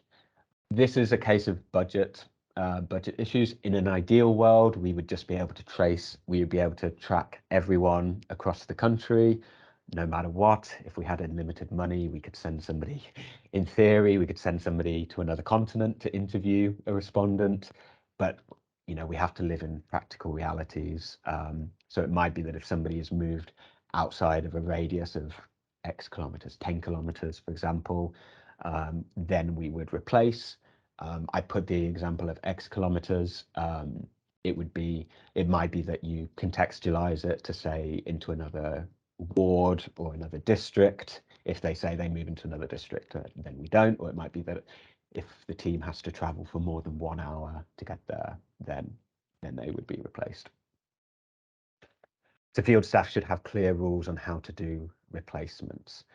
So we want to avoid any potential biases. So going back to the example of the farmers, if we replace a farmer, then we look at our replacement list. It shouldn't just be that the enumerator goes and chooses the nearest household to the person.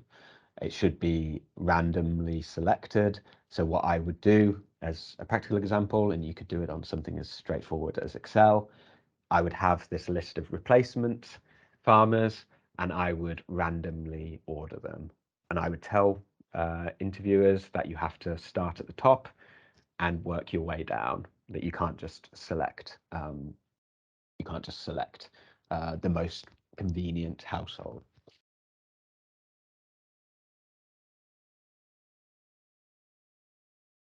So we've talked about unit non-response. So that, again, that's when an entire individual or a firm or whatever the unit of interest is in your study or project is, and they no longer take part in the interview. We're now going to focus a little bit more on item non-response. So item non-response is when information is required, information is missing basically from an interviewed respondent. So an individual item, so maybe one question, or it might be one unit, like one module, maybe the education background module might be missing. Just to give you a little example, it might be somebody saying, "What is your income?" and then saying, "I'm not going to answer that question. I don't want to tell you my income." Maybe you're going to tell the tax man. So non-response can occur when respondents indicate that they either don't know or refuse to answer a question. It may be that it's cognitively challenging.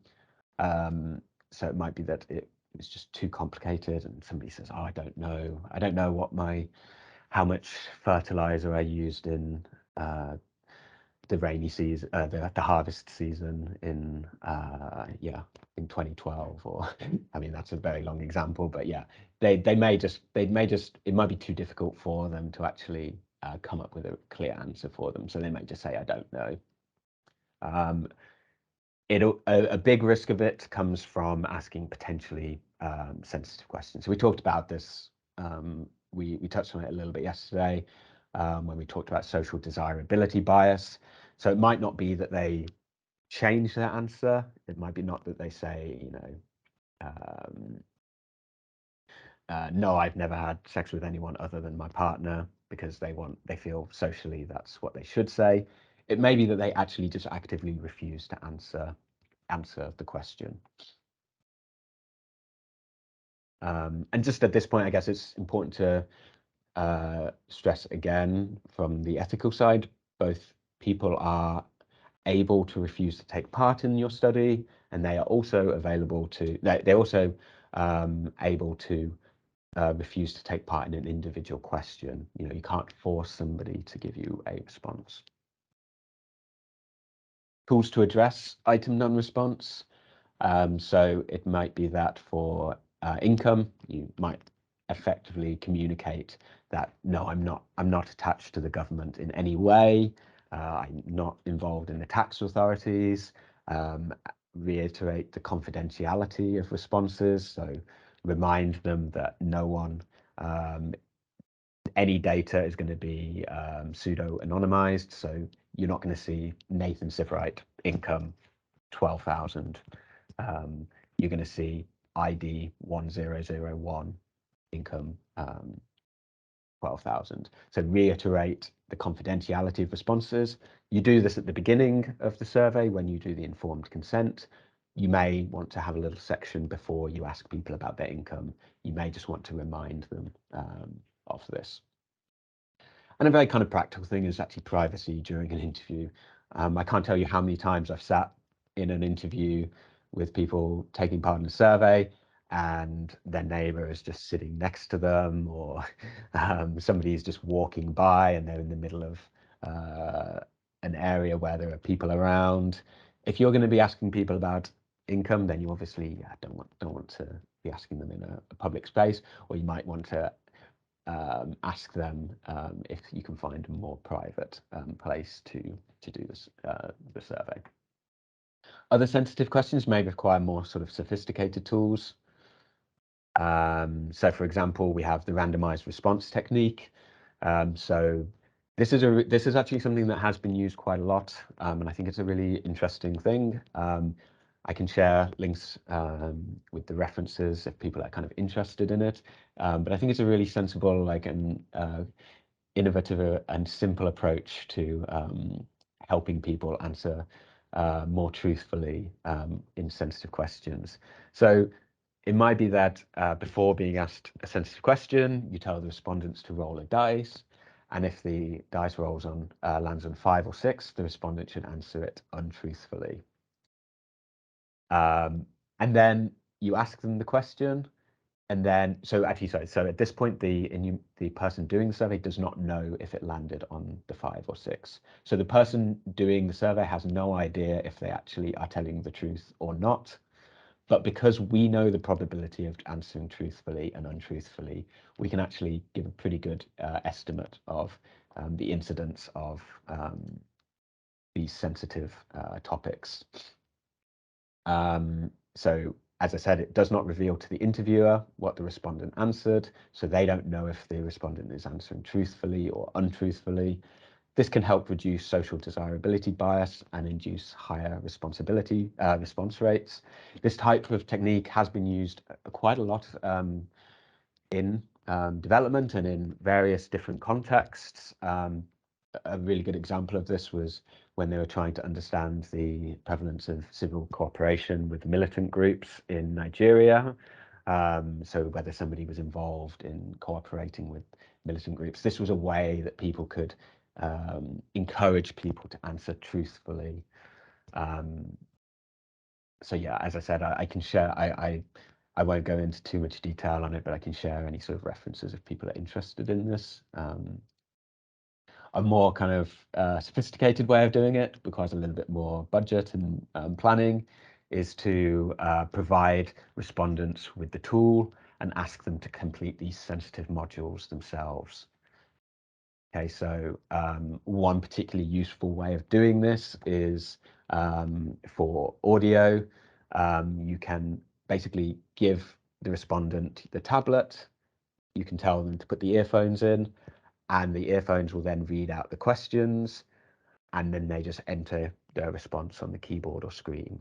Okay, and it might be that the enumerator at the beginning explains this very clearly and shows them that once they swipe from this question, then that question is stored. I think actually in some CAPIs you can create it so that so in some of computer-assisted personal interviewing software, you can even program it so that the enumerator actually can't even go back. So they can't go and see what the person entered. That information that they entered is stored.